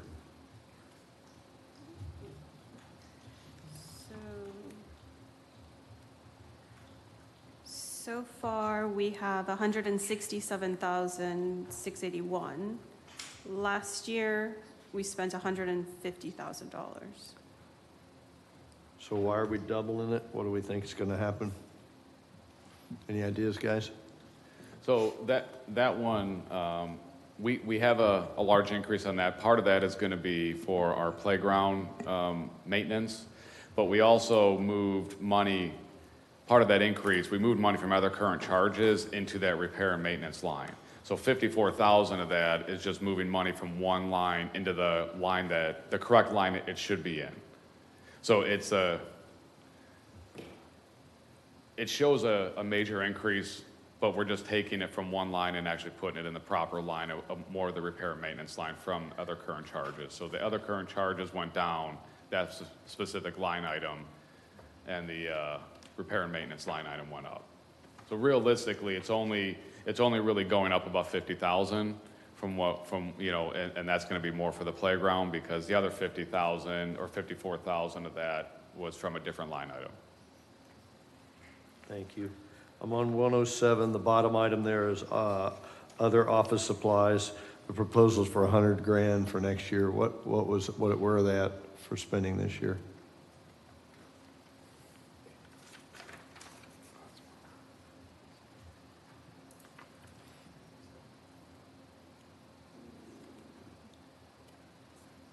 So they're at 42,500. Last year was 65,381. Okay. Each of these buckets seem to be going up significantly. I understand a bit of that, but I'm worried that you're gilding the lily here a bit. What's going on? So a lot of the other current charges or the other operating supplies, we're seeing a massive increase in our chemicals and what we need for our spray technician as we're moving through the parks to keep the grass where it needs to be, to keep all the vegetation where it needs to be, all the flowers and things along those lines. So that's been a major increase that we have seen this year, that we have had to kind of spread out and lower what we're spraying to fit within the budget that we have. So that's where one of those major increases is coming from. And you also have a commissioner that keeps complaining about the wayfinding signs being where you can't read them anymore, so. Yes. Okay. All right. I worry about a general padding as we go up along the way and what the science has been used to do that. And so we'll probably cover that at the end if we, start schwacking items. But it just, we are watching. This level of detail is probably not what you're used to, but we want to know because it's the taxpayers' dollars. We want to make sure that we're not just saying, hey, this is all about supply chain, or this is all about all costs have gone up, therefore we're just going to keep, we're going to play ball. We want you to be, as treat it like it's your own. And that's exactly where we want our department to go in terms of being data-driven. So we're going to make all those decisions going forward with the data to back it up. Really good. Any other questions from any of my colleagues? Any close for you, sir?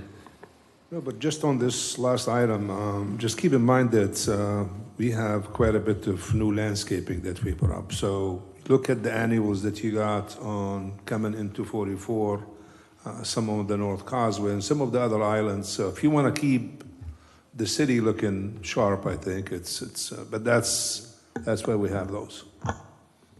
Perhaps we should think about perennials and naturals that don't require so many chemicals. Well, Just a thought. I'm not about to just chemicals, I'm talking about the actual annuals. No, I understand. I don't understand why we're using annuals as opposed to perennials, so we don't have to keep replacing them. Well, it's a difference of opinion on different people. So people, they call up and they say, hey, we like what you have. And then when we put the other stuff, they call us names. So we'll leave it at that. All right, sir. Any closing remarks by the two presenters, Kevin, David? No, I think we're good as long as you all are happy. We'll let you know. Thank you very much for the presentation. Okay, we're way behind, and so Kelly, what's the proposal? We take how much time to eat and then do the police department? How much time? Your lunch was originally scheduled from noon to 1, maybe from 12:15 to 12:45. That sounds really good. Depending on Chief's Anybody, any objections?